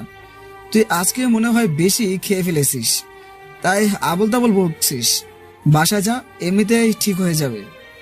বস, আমি মদ খেলে নেশা আমায় ধরতে পারে না। আমার মদের ভিতর পুরোপুরি নেশা দিয়ে ডুবে আছে। আমার মেহমান চলে এসেছে, কিন্তু তাদের আপ্যায়নটা কীভাবে শুরু করবো তা বুঝতে পারছি না। সে কখন থেকে শুনছি মেহমান চলে এসেছে, কিন্তু কোথায় মেহমান? আমাদের সামনে আসতে বল, আমরা তার আপ্যায়ন করব। আজকে সবচেয়ে বড় মেহমান তো তোরা সবাই, কিন্তু তোদের আপ্যায়ন যে কিভাবে করব? তুই যে একটা পাগলা সেটা আমরা ভালো করে বুঝে গেছি। রাস্তার মাঝে বাইকটা সরা তাড়াতাড়ি, আমরা যাব, নয়তো তিনজন মিলে তোকে এখানে মেরে চলে যাব, কেউ জানতেও পারবে না। তোর জন্য কখন থেকে বাইকের উপর বসে বসে অপেক্ষা করছি, কিন্তু তোদের আস্তে আস্তে অনেক দেরি হয়ে গেছে। আমার আর ভালো লাগছে না, অ্যাকশন শুরু করি তাহলে। আগন্তুক কথাটা বলে রেনকোটের পিছন থেকে একটা পিস্তল বের করে শখ করে একটা গুলি করে। বুলেটটা যে সোজা ওসমানের কপাল বরাবর লাগে। কেমন যেন পরিবেশটা থমথমে অবস্থা ধারণ করেছে। ওসমানের নিথর দেহটা পিচ ঢালা ভেজা রাস্তার উপর নিস্তেজ হয়ে পড়ে আছে, কারো মুখে কোনো কথা নেই। হঠাৎ কথার মাঝে আগন্তুকটা এইভাবে গুলি চালাবে কেউ ভাবতেও পারেনি। আগন্তুকটা পিস্তলটা আবারও রিলোড দিয়ে দেয়। পিস্তলটা সোজা রাব্বির দিকে তাক করে, শুধু ট্রিগারে চাপ দেওয়ার বাকি আছে। আগন্তুক হাতের দ্বিতীয় শাড়ির আঙুলটা দিয়ে হালকা করে ট্রিগারে ছুঁয়ে দেয়। রাব্বির গলা শুকিয়ে গেছে, মনে হয় এখন কেউ 10 লিটার পানি দিলে সেটাও সে শেষ করে দেবে। ট্রিগারে হালকা করে একটা চাপ আর পৃথিবী থেকে রাব্বির নামটা মুছে যাবে। সত্যি সত্যি যেন এইবার আগন্তুক তার পিস্তলের ট্রিগারে জোরে চাপ দিয়ে দিল। 78 ডিগ্রি সেলসিয়াস তাপমাত্রার গরম বুলেটটা যে রাব্বির গলায় লাগে। ডান হাত দিয়ে গলায় চেপে বাঁচার বৃথা চেষ্টা করে রাব্বি তার নিথর দেহটাও পিচ ঢালা ভেজা রাস্তায় পড়ে যায়। ওসমান আর রাব্বির এমন করুণ অবস্থা দেখে শরীফ ভয়ে ভয়ে পিছন থেকে তার পিস্তলটা আগন্তুকের দিকে তাক করে ধরে রাখে। আগন্তুক সরু চোখে শরীফের দিকে চায়।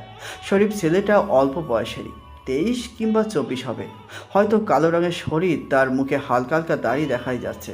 শরীফের হাত কাঁপছে, তবুও সে আগন্তুকের দিকে গানটা ধরে আছে। আগন্তুক মাটি থেকে লাইটারটা উঠিয়ে পকেট থেকে একটা ম্যাচ বের করে চালায়। সোজা যে বাইকের উপর হেলান দিয়ে বসে, সিগারেটে জোরে দুটা টান দিয়ে শরীফের উদ্দেশ্যে করে বলে, কিরে ভয় পেয়েছিস এইগুলো দেখে? ভয় পাওয়ার কিছুই নেই, তোকে মারবো না আমি, কিন্তু একটা সত্য, যদি তুই আমাকে কিছু তথ্য দিতে পারিস তাহলে আমি তোকে এখানেই ছেড়ে দিব। শরীফ মনে হয় কিছুটা নিশ্চিত হয়েছে, তাই সে হাতে থাকা পিস্তলটা নামিয়ে নেয়। ডান হাত দিয়ে মুখের খামা ছিটে ফোটা বৃষ্টির পানির ফোঁটাগুলো মুছে নেয়। এমন ঠান্ডা একটা পরিবেশে শরীফ ভয় পেয়ে ঘেমে একাকার হয়ে গেছে। ভয় কাতর গলায় শরীফ বলতে থাকে, ভাই কি তথ্য জানতে চান আপনি? নিরহ মানুষকে ভয় পেতে দেখলে আমার অনেক মজা লাগে, কিন্তু আজ প্রথম কাউকে দেখে কেমন যেন মায়া লাগছে। তুই এখনো আমাকে বল, সালমানকে আমি কোথায় পাবো? ভাই আমি কিভাবে বলবো সালমান ভাই এখন কোথায় থাকে?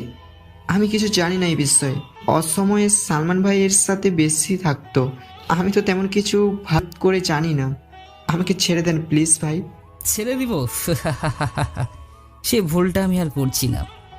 এর আপনি বেশি কথা আর বেশি প্রশ্ন করা পছন্দ করে না। আমি নিজেই সালমানকে বের করব, তবে এখন তোকে বাঁচিয়ে রাখা আমার ঠিক হবে না। ভালো থাকিস শুক্রে। আগন্তুক তার পিস্তলটা দিয়ে সোজা একটা গুলি করে। গরম বুলেটটা যে শরীফের কপালে লাগে, কপাল ফেটে তাজা রক্ত বের হতে থাকে। বৃষ্টির আমেজে আজকে শহরটা কেমন যেন নীরব হয়ে আছে। দূর থেকে ভেসে আসছে কিছু পাতি কুকুরের বিদঘুটে ডাক। হয়তো ওরা এতক্ষণে তাজা রক্তের গন্ধ পেয়ে গেছে, বৃষ্টি থাকার জন্য আসতে পারছে না। বৃষ্টি গতিবেগ বেড়েই চলেছে। ঝিরিঝিরি থেকে এখন বড় বড় ফোঁটায় মুষলধারে বৃষ্টি পড়ছে। মাঝে মাঝে আবার জোরে জোরে বিদ্যুৎ চমকানোর বিকট শব্দে কেঁপে উঠছে শহরটা। জায়গাটা আগের মতোই থাকবে, তবে কাল সকাল থেকে এই জায়গায় মানুষ ভয়ে ভয়ে চলাচল করবে।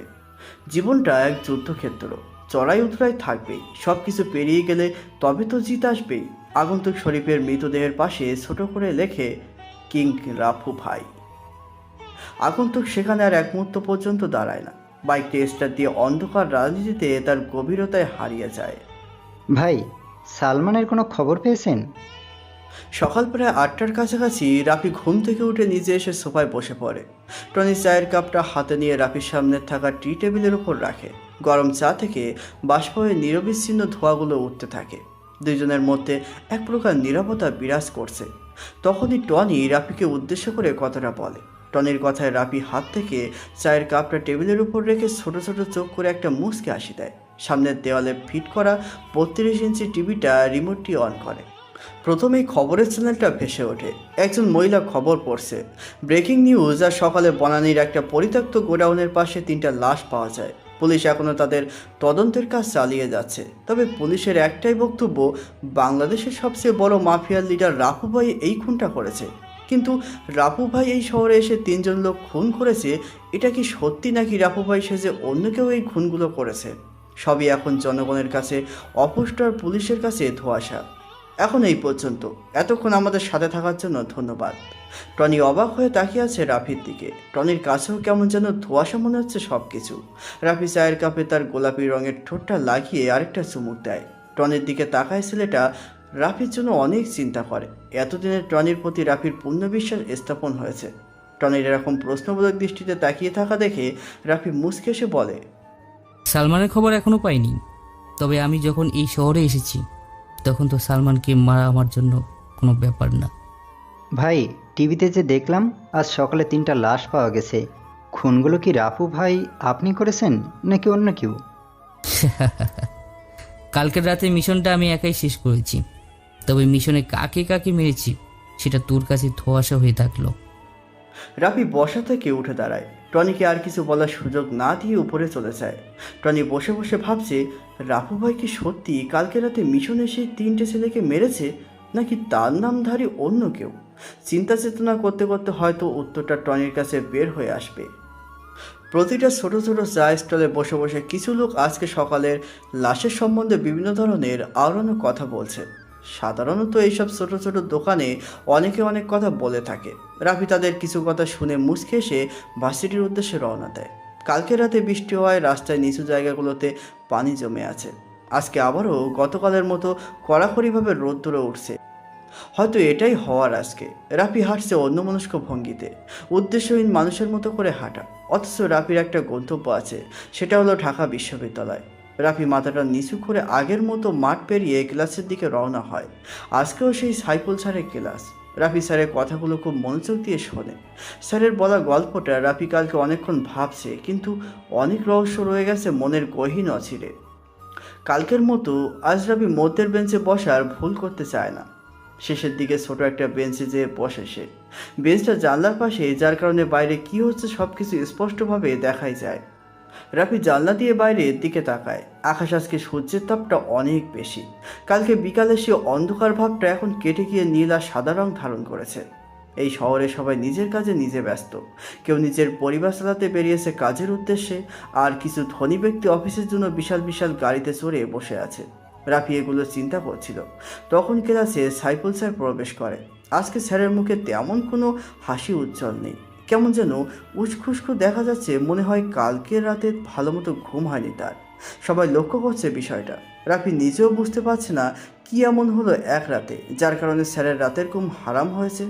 সাইফুল স্যার নিজের স্বাভাবিক করে, ঠোঁটের কোণে একটা হাসির ঝলক রেখে সবার উদ্দেশ্য করে বলে, আজকে সেই গল্পের বাকি অংশটুকু শুনবো। সবাই নিজেকে স্বাভাবিক করে বসে পড়ো। অন্যদিনের মতো আজকে স্যারের কথায় কোনো অনুভূতি হচ্ছে না। সাইফুল স্যার তো সবসময় হাসি খুশি থাকতে পছন্দ করে, কিন্তু কি হলো আজকেও বুঝতে পারছে না। স্যার ছোট একটা কাশি দিয়ে বাকি গল্পের অংশটুকু বলতে থাকে।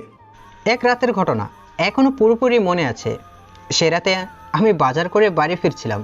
ফেরার সময় ভাবলাম আপনার নানার বাড়ি থেকে ঘুরে যাই। তখন ওই রাস্তাটা দিয়ে রওনা দিলাম। যদিও ভূত পেত্নিতে খুব একটা বিশ্বাস করতাম না, তারপরও ওই দিন একটু ভয় ভয় করছিল। আকাশে চাঁদের আলো ছিল বলে টর্চটা জ্বালানোর প্রয়োজন বোধ করলাম না। চলার পথে একটা কুকুর দেখতে পেলাম। কুকুরটাকে দেখেই মনে মনে একটু শান্তি পেলাম।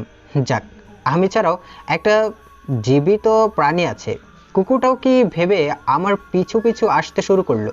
তখন কিছুই বুঝি নাই, ভেবেছিলাম কুকুরটা আমার বাজার করা জিনিসগুলোর লোভেই পিছু পিছু আসছে। আর কুকুরটা সাথে আছে বলে সাহসটাও একটু বেড়ে গিয়েছিল, তাই আর পাত্তা দেইনি। কিছু দূর যাওয়ার পর যখন বাঁশঝাড়টার কাছে আসলাম, তখন হঠাৎ করে কার যেন হাসির শব্দ কানে বাজলো। এবার একটু আগ্রহ বোধ করলাম, একটু ভয় ভয়ও লাগতে শুরু করলো। ওই রাস্তা দিয়েই তো আমাকে বাড়ি যেতে হবে। লোকটা না থেমে বলে যেতে লাগলো, ওই জায়গায় এত রাতে কে হাসাহাসি করতে যাবে? ভাবতেই বুকটা একটু কেঁপে উঠল। পরক্ষণে দেখি বাঁশঝাড়টার তলায় একটা মেয়ে বসে কান্না করছে। সাথে সাথে ভয়ে পুরোপুরি জমে গেলাম। তখন খেয়াল হলো তাড়াতাড়ি এখান থেকে চলে যাওয়া উচিত, কিন্তু কিছুতেই পা নাড়াতে পারছিলাম না। মনে হলো কেউ যেন আটকে রেখেছে। কুকুরটা তখনও আমার পাশে দাঁড়িয়েছিল। একটু পর লক্ষ্য করলাম মেয়েটা উঠে দাঁড়ালো এবং হাতের ইশারা দিয়ে আমাকে ডাকতে শুরু করলো। অদ্ভুত একটা আকর্ষণ অনুভব করলাম নিজের ভিতর এবং সম্মোহিতের মতো তার দিকে হাঁটতে শুরু করলাম। আমার আগমন দেখে মেয়েটা হাঁটা শুরু করলো। আমিও একইভাবে কত দূর পর্যন্ত গিয়েছি খেয়াল ছিল না। আসলে কোনো দিক দিয়েই খেয়াল ছিল না। মনে হচ্ছিল আমাকে সম্মোহন করে রাখা হয়েছে। এক সময় একটা পরিত্যক্ত বাড়ির সামনে এসে মেয়েটা থামলো। এরপর আমাকে বাড়ির ভিতরে ঢোকার নির্দেশ দিল। আমি কিছুই বুঝতে পারছিলাম না। একটু একটু করে আগানোর চেষ্টা করলাম। এমন সময় দেখলাম একটা কুকুর কোথা থেকে যেন দৌড়ে এসে মেয়েটার উপর ঝাঁপিয়ে পড়লো। সেই কুকুরটা যেটা আমার পিছু নিয়েছিল। শুরু হয়ে গেল মেয়েটা আর কুকুরটার মাঝে লড়াই। কুকুরটা মেয়েটাকে আঁচড়ে কামড়ে ছিঁড়ে ফেলতে চাইছে, মেয়েটাও সমান তালে কুকুরটাকে আঘাত করছে। ততক্ষণে কিছুটা চেতনা ফিরে আসতে শুরু করলো। লড়াইটা এক সময় খুব ভয়ঙ্কর হয়ে গেল। আমি আর সহ্য করতে পারলাম না। তখন জ্ঞান হারিয়ে সেখানে শুয়ে পড়লাম। একবার ভাবলাম লোকটা হয়তো বানানো গল্প বলছে, কিন্তু লোকটার চেহারা দেখে ভাবনাটা বাতিল করে দিতে হলো। তখনও বলে চলেছে। এরপর আর কিছুই মনে নেই। পরে সকাল হলে যখন ঘুম ভাঙলো, তখন দেখলাম অনেকগুলো মুখ আমার দিকে ঝুঁকে রয়েছে। তাড়াতাড়ি উঠে বসার চেষ্টা করলাম, কিন্তু প্রচণ্ড দুর্বলতার কারণে উঠতে পারলাম না। কি হয়েছে বোঝার চেষ্টা করতে লাগলাম। পরক্ষণেই গত রাতের কথা মনে পড়ে গেল। তারপর আস্তে আস্তে সব বুঝতে পারলাম। এরপর একটু সুস্থ হওয়ার পর বাড়ির লোকজনের কাছ থেকে শুনলাম 3 দিন নাকি আমাকে খুঁজে পাওয়া যাচ্ছিল না। পরে লোকজন লাগিয়ে অনেক খোঁজাখুঁজির পর ওই মেয়েটার পরিত্যক্ত বাড়ির থেকে অজ্ঞান অবস্থায় আমাকে পাওয়া যায়। এর একদিন পর সকালে আমার জ্ঞান ফিরে আসে আর আমি ভাবছিলাম মাত্র 1 রাত ঘুমিয়েছি। এরপর থেকেই আমার মধ্যে কিছু রহস্যময় আচরণ শুরু হয়। কী ধরনের রহস্যময় আচরণ? এবার সুযোগ পেয়ে লোকটাকে বাধা দিয়ে জিজ্ঞেস করলাম। লোকটা কোনো জবাব না দিয়ে রহস্যময় একটা হাসি উপহার দিল। বুঝতে পারলাম লোকটা এ বিষয় নিয়ে আর কিছু বলতে চায় না। এরপর লোকটার সাথে পুরো রাস্তায় আর কথাই হয়নি। আমি বিষয়টার ব্যাখ্যা কী হতে পারে তা নিয়ে অনেকক্ষণ চিন্তা করতে লাগলাম, কিন্তু চিন্তা করেও কোনো ব্যাখ্যা দাঁড় করাতে পারলাম না। শেষে ভাবলাম পৃথিবীতে কত রহস্যময় ব্যাপার ঘটে থাকে, সব কিছুর ব্যাখ্যা খুঁজে পাওয়া সম্ভব না। বাসটা যখন পৌঁছালো তখন রাত 10টা বেজে গিয়েছে। রাস্তায় জ্যামের কারণে বেশি দেরি হয়ে গেছে। এত রাতে একা যেতে হবে ভেবে একটু ভয় ভয় লাগলো। তখন লোকটাকে বললাম একসাথে চলেন। তিনি এক কথায় রাজি হয়ে গেলেন। একটু খটকা লাগলেও দুজন মিলে হাঁটা শুরু করলাম। হাঁটতে হাঁটতে খুব একটা কথা হয়নি।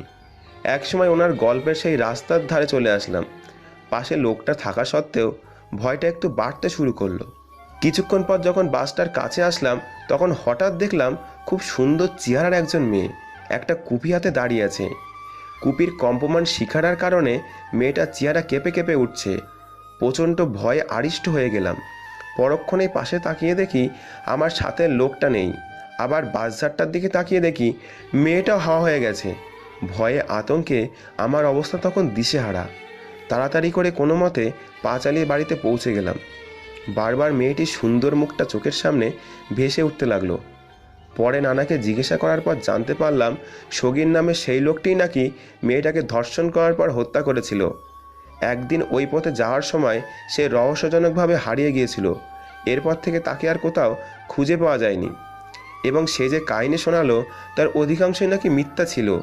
এই কথা শোনার পর বড়সড় একটা ঢোক গিললাম। সেই দিন কি তাহলে ভূতের সাথে এতটা পথ পাড়ি দিয়ে এসেছি? ভাবতেই কেমন একটা শিরশিরে অনুভূতি হলো। অনেক চিন্তা করেও এই ঘটনার কোনো ব্যাখ্যা খুঁজে পেলাম না। পৃথিবীতে কতই না রহস্যজনক ব্যাপার ঘটে থাকে। কথাগুলো বলে থামে স্যার। আজকে ওনার কথায় তেমন কোনো রহস্যের গন্ধ আসে না। স্যার চোখের চশমাটা ঠিক করে পিছনের দিকে তাকায়, দেখে একটা ছেলে। নামটা সাইফুল স্যারের অজানা। ছেলেটার পরনে দামি একটা সাদা কালারের শার্ট, বুকের বোতামটা লাগানো, চোখে মোটা ফ্রেমের স্টুডেন্ট চশমা। ছেলেটার মুখমণ্ডলে রয়েছে অজস্র মায়া। ছেলেটা আর কেউ নয়, সেই রাফি। সাইফুল স্যার হাতের ইশারায় রাফিকে দাঁড়াতে বলে। রাফি দাঁত বের করে একটা হাসি দিয়ে স্যারকে বলে, স্যার আমাকে কিছু বলবেন? রাফির কথা শুনে স্যার মুচকে এসে বলে, কিছু বলার জন্যই তো দাঁড় করিয়েছি। তোমাকে নতুন দেখছি এই ক্লাসে। তার নাম কি তোমার? আমার নাম রাফি হোসেন। নামটা বেশ সুন্দর, কিন্তু তুমি শার্টের বুকের বোতাম লাগিয়ে রেখেছো কেন? গরম লাগছে না? গরম লাগবে কেন? আমি তো মোটা মানুষ না যে আমার গরম লাগবে। রাফির এমন বোকা বোকা উত্তর শুনে স্যার চুপ হয়ে যায়। রাফি ছেলেটা ভার্সিটিতে বেশ হাসি খুশি থাকে, কিন্তু বোকা বলে কেউ রাফির সাথে মিশতেই চায় না। রাফি ক্লাস থেকে বের হয়ে শহীদ মিনারের দিকে যায়। কিছু মেয়ে সেখানে বসে বসে আড্ডা দিচ্ছে, হয়তো তাদের গুরুত্বপূর্ণ কথোপকথন। রাফি এগুলো শুনতে চায় না, তাই সে গাছতলায় বসার জন্য পা বাড়ায়। তখনই কেউ পিছন থেকে মেহেলি কণ্ঠে রাফিকে উদ্দেশ্য করে ডাক দেয়। কণ্ঠটা রাফির কাছে কেমন যেন পরিচিত পরিচিত মনে হচ্ছে, যেন আগেও কোথাও শুনেছে সে। রাফি পিছনে ফিরে তাকায়। 6 জন মেয়ে শহীদ মিনারে বসে আছে। রাফি পিছনে ফিরলে মেয়েগুলোর মধ্যে থেকে একটা মেয়ে হাতের ইশারায় ডাকে। রাফি হালকা অবাক হয় মেয়েটাকে দেখে, কারণ কোনো এক রাতে মেয়েটি বিপদে পড়েছিল আর রাফিই তাকে বাঁচিয়েছে। অন্ধকার রজনীতে মেয়েটির মুখ রাফির কাছে অস্পষ্ট ছিল, কিন্তু আজকের মেয়েটার কণ্ঠ আর সেই রাতের মেয়েটার কণ্ঠ একই, চেহারাও অনেকটা মিল। রাফি মেয়েগুলোর কাছে এসে দাঁড়ায়। পরিষ্কার মাঝারি আকারের দাঁতগুলো বের করে বড় করে একটা হাসি দেয়। মেয়েগুলোর মধ্যে থেকে নুসরাত নামের মেয়েটি রাফিকে উদ্দেশ্য করে বলে, এই ছেলে, তুমি বোকার মতো হাসছো কেন? আমাদের সামনে কি লজ্জা করছে? আমি এমনই, সবসময় হাসি খুশি থাকতে পছন্দ করি, তবে মেয়েদের দেখে আমার লজ্জা করে না। রাফির কণ্ঠটা নুসরাতের কাছে কেমন যেন পরিচিত পরিচিত মনে হচ্ছে, তাই সে জিজ্ঞেস করে, আচ্ছা, তোমার সাথে কি আগে কখনো আমার দেখা হয়েছে? না, আপনাকে আমি আজ জীবনের প্রথম দেখেছি, আগে কখনো দেখিনি। কিন্তু হঠাৎ এটা জিজ্ঞাসা করলেন কেন? তোমার কণ্ঠটা আমি কোথায় যেন শুনেছি, কিন্তু কোথায় শুনেছি সেটা মনে করতে পারছি না। তুমি ভার্সিটিতে নতুন নাকি? ভার্সিটিতে নতুন, 2য় বর্ষে ইকোনমিক্স ডিপার্টমেন্টে। আপনি? আমি তোমার সাথেই পড়ি, কিন্তু অন্য ডিপার্টমেন্টে। রাফি কথাটা শুনে মুচকে আসে। রাফির কেমন যেন একটা অন্যরকম অনুভূতি হাতছানি দিচ্ছে। মনের ভিতর অগোচর সুপ্ত অনুভূতিগুলো ব্যস্ত হয়ে পড়েছে। অনুভূতিগুলো সাজানোর জন্য এবার মনে হয় কোনো নারীর প্রয়োজন পড়বে, কিন্তু উদ্দেশ্যহীন এই জীবনের সাথে কে জড়াবে? কথাটা ভাবতেই রাফির মনটা খারাপ হয়ে যায়। নুসরাত খেয়াল করে হাসি খুশি থাকা ছেলেটা হঠাৎ মুখটা এমন কালো হয়ে এলো কেন। তাই সে রাফিকে জিজ্ঞেস করে, এই রাফি, তোমার মুখে হঠাৎ এমন কালো আভা কেন? এতক্ষণ তো বেশ হাসি খুশি ছিলা, এখন মন খারাপ কেন? কি সমস্যা? না, কোনো সমস্যা নেই, তবে মা বাবার কথাটা অনেক মনে পড়তেছে, তাই হয়তো মনটা খারাপ হয়ে গেছে। রাফি, তোমার কি বাবা মা নেই? এই পৃথিবীতে তুমি একা? আমি বড় একা। আমি এই পৃথিবীতে বড় একটা অবহেলিত জনগোষ্ঠীর মধ্যে একজন। যখন জীবন তোমাকে কাঁদানোর 100টা কারণ দেয়, জীবনকে দেখিয়ে দাও তোমার হাসির 1000টা কারণ আছে। তুমি কখনো মন খারাপ করে থাকবা না, এটা তোমায় মানায় না। তোমাকে শুধু হাসির উজ্জ্বল মুখেই মানায়। আমি চাই না নিজেকে স্বাভাবিক রাখার জন্য, কিন্তু এই শহরে কিছু চেনা বেইমানের জন্য থাকতে পারি না। সেই ভয়ঙ্কর অতীত এখনো আমাকে কুকড়ে কুকড়ে খায়। বিশ্বাসঘাতকতা করা ঠিক না, তবে কিছু মানুষের সাথে বেইমানি না করেও পারা যায় না। রাফি, অতীতকে ভুলে গিয়ে বর্তমান ও ভবিষ্যৎকে নিয়ে চিন্তা করো, এটা তোমার জন্য ভালো হবে। নুসরাতের কথাগুলো রাফির মনটাকে আবারও উৎফুল্ল করে দেয়। রাফি আশেপাশে তাকায়, দেখে ভার্সিটির প্রায় অনেক ছেলে রাফির দিকে রাগি মুড নিয়ে তাকিয়ে আছে। ভার্সিটির সকলের ক্রাশ হচ্ছে নুসরাত। অনেক ছেলে নুসরাতকে প্রপোজ করছে, কিন্তু সে কাউকেই পাত্তা দেয় না। ছেলেদের সাথে সে বেশি কথা বলে না, কিন্তু আজ হঠাৎ নতুন একটা বোকা ছেলের সাথে এমনভাবে হেসে হেসে কথা বলছে, কেউ এটা মানতেই পারছে না। রাফি এটা বুঝতে পেরে শহীদ মিনার চত্বর থেকে গেটের দিকে পা বাড়ায়। নুসরাত মেয়েটা সব মেয়েদের থেকে আলাদা, ধনী হওয়া সত্ত্বেও সবার সাথে অল্প সময়ে মিশেই যায়। রাফি নুসরাতকে অনেক পছন্দ হয়েছে, কিন্তু এই কথাটা কিভাবে বলবে সে সেটাই বুঝতে পারছে না রাফি। কিন্তু কে রাফিকে ভালোবাসবে? যেখানে রাফির আসল পরিচয় পেলে সবাই ভয় পেয়ে দূরে চলে যায়, তাহলে এটা জেনে কি নুসরাত রাফিকে ভালোবাসবে? জীবনটা অনেক সুন্দর, যদি কারো ভালোবাসা এই জীবন পূর্ণতা পায়, যদি কেউ কষ্টটা ভাগ করে নিতে চায়, নিজের সকল আনন্দ সেই প্রয়াসীর মাঝে বিলিয়ে দিতে চায়। ভাই, শহরে নতুন কমিশনার এসেছে। কালকে রাতের খুনটা নিয়ে শহরে অনেক ঝামেলা হচ্ছে। সালমান তার লোকজন দিয়ে বিশৃঙ্খলা সৃষ্টি করছে শহরে। জনগণ আতঙ্কিত হয়ে গেছে। উপর থেকে খবর এসেছে রাপু ভাইকে মৃত অথবা জীবিত দেখতে চায় জনগণ। রাত প্রায় 9:15। রাফি ব্যালকনিতে বসে একা একা চন্দ্রবিলাস করছে, আর মনের সুখে একটার পর একটা সিগারেট টেনে যাচ্ছে। সিগারেট খাওয়া স্বাস্থ্যের জন্য ক্ষতিকর এটা জেনেও মানুষ এটা খায়। এটা তার বদ অভ্যাস না, এটা তার নেশা। কিছু কিছু নেশা জীবনের সাথে এমনভাবে মিশে যায় যা ছেড়ে দেওয়া সম্ভব হয় না। যদি ছেড়ে দেওয়ার চেষ্টা করি তাহলে নিজের কাছে আর কিছু ভালো লাগবে না। রাফির কাছেও ব্যাপারটা এমন মনে হয়। সে সিগারেট খাওয়াটা এনজয় করে। রাতের আকাশে চাঁদ দেখার মজাই আলাদা, কিন্তু একা একা চন্দ্রবিলাস করতে কেমন যেন অনুভূতিহীন লাগে। চন্দ্রবিলাস আর সিগারেট টানতে রাফি এমন ব্যস্ত যে টনি কখন এসে তার পাশে বসেছে সেটাও খেয়াল নেই তার। টনি হালকা করে একটা শুকনো কাশি দেয়। রাফি আকাশের দিকে থেকে দৃষ্টিটা সরিয়ে টনির দিকে তাকায়। টনি মনে হয় আজকে ক্লিন শেপ দিয়েছে, যার কারণে চাঁদের আলোয় মুখটা স্পষ্ট বোঝাই যাচ্ছে। ছেলেটার মুখটা অনেক মায়াবী, চোখ জোড়া দুটো হালকা ঘোলাটে, যার কারণে তাকে আরো আকর্ষণীয় লাগে। রাফি জ্বলন্ত সিগারেটে আরেকটা টান দিয়ে ধোঁয়াগুলো ছাড়তে ছাড়তে বলে, রাপু ভাইকে কেউ দেখেছো কখনো? কি তার চেহারা? শুধু তার অস্তিত্বই বোঝা যায়, আর কিছু না। তাহলে কিভাবে চিন্তা করে পুলিশ রাপু ভাইকে ধরবে? ভাই, আমার মনে হয় কি আপনি কিছুদিন মিশনে যাওয়া বন্ধ করে দিন। শহরের অবস্থা বেশি একটা ভালো না। প্রতিটা রাস্তায় রাস্তায় পুলিশের কড়া নজরদারি চলছে।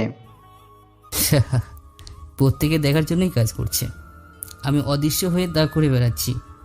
রাপু ভাই না চাইলে তাকে দেখার ক্ষমতা কারো নেই। আমি আল্লাহ ছাড়া কাউকে ভয় পাই না, তবে মনের ভিতর একটা সংকোচ থেকে যায়। আমার কাছের লোকগুলো যেন আমার সাথে বেইমানিটা না করে। ভাই, অনেক দিন ধরে একটা জিনিস জানার খুব আগ্রহ। মনের ভেতর উথাল পাতাল করছে। আপনি যদি অনুমতি দেন তাহলে বলবো। বল, কি জিজ্ঞাসা করবি আমাকে? তবে এমন কোনো প্রশ্ন জিজ্ঞাসা করবি না যেটা আমার পক্ষে উত্তর দেওয়া সম্ভব হয়ে না। ভাই, আপনার আপনজনেরা কোথায়? কি আপনার অতীত? কে এই সালমান যাকে মারার জন্য আপনি এত মাইন্ড গেম খেলছেন? যেখানে আপনি একটা ফোন করলে সব ঝামেলা শেষ হয়ে যায়, সেখানে আপনি নিজে সালমানকে খুঁজে বেড়াচ্ছেন। সব কিছু আজকে আমাকে খুলে বলবেন? টনির এমন প্রশ্ন শুনে কিছুক্ষণের জন্য নিস্তব্ধ হয়ে যায় রাফি। টনির মুখে আজ পর্যন্ত এমন কথা শোনেনি রাফি, কিন্তু আজ হঠাৎ নতুন করে এমন একটা প্রশ্ন করে ফেলবে ভাবতেই পারছে না রাফি। যেই কালো অতীতের কথা মনে হলে রাফি নিজেকে এই পৃথিবীতে অনেক একা মনে হয়। আজকে সেই ভয়ঙ্কর অতীত সম্পর্কে কাউকে প্রথমবারের মতো করে বলতে যাচ্ছে রাফি। কি হলো ভাই, বলবেন না আমাকে সেই অতীতের কথা?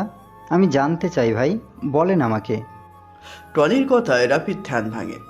রাফি আজকে নিজের ভয়ঙ্কর অতীত সম্পর্কে কাউকে বলে কিছুটা কষ্ট দূর করতে চায়। রাফি আরেকটা সিগারেট জ্বালায়।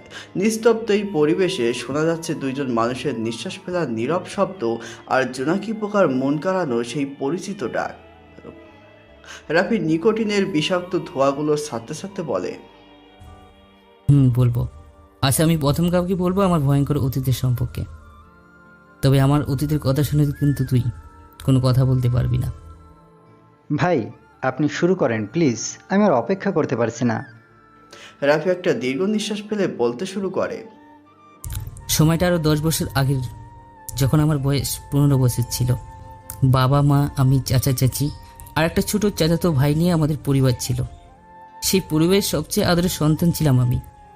আমার বাবা আর চাচার অনেক বড় বিজনেস ছিল, শহরের অনেক নাম ডাক ছিল, শত্রুর কোনো অভাব ছিল না। হেসে খেলে জীবন পার হচ্ছিল আমার। কিন্তু হঠাৎ আমার সেই হাসি খুশি জীবনে নেমে আসে অন্ধকারের প্রতিছবি। রাতে বাবা মাকে জীবিত দেখে ঘুমাতে গেছি, কিন্তু সকালে ঘুম থেকে উঠে মা বাবার রক্ত রঞ্চিত গলাকাটা দেহ দিকে বেশ অবাক হয়ে গিয়েছিলাম। বাগরুদ্ধ হয়ে যাই আমি। বলার মতো কিছু ছিল না আমার। অঝরে কান্না করছি আমি। আমাকে সান্ত্বনা দেওয়ার মতো পৃথিবীতে আর কেউ ছিল না। দিন পার হয়ে মাস আসে। আমার প্রতি সবার অবহেলা বাড়তে থাকে। চাচা চাচি মাথার বোঝা হয়ে গেলাম আমি। কেউ আগের মতো আদর করে না আমায়। খেয়েছি না কি, খালি পেটে আছি জানার চেষ্টাও করে না কেউ। জীবনটা মরুভূমি মরিচিকার মতো হয়ে গেছে। কিছুদিন এভাবে চলতে থাকার পর আমি চাচিকে বলি, ছোট মা, তোমরা সবাই আগের মতো আর আদর করো না কেন? আমার সাথে তেমন ভালো করে কথাও বলো না কেন? কি বলবো তোর সাথে? এমনিতে আমাদের মাথার ওপর বসে বসে ঘরে অন্ন নষ্ট করছিস, কোনো কিছু করিস না, সারাদিন ঘরে বসে থাকিস মা বাবার ছবি নিয়ে। এখন থেকে যদি প্রতিদিন খেতে হয় তাহলে ঘরের কাজের লোকের সাথে কাজ করবি আর খাবি, নয়তো কাল থেকে খাওয়া দাওয়া বন্ধ, বুঝলি? ছোট মা, ঘরে কাজ করার জন্য তো অনেক লোক আছে, তাহলে আমাকে আবার কাজ করে খেতে হবে কেন?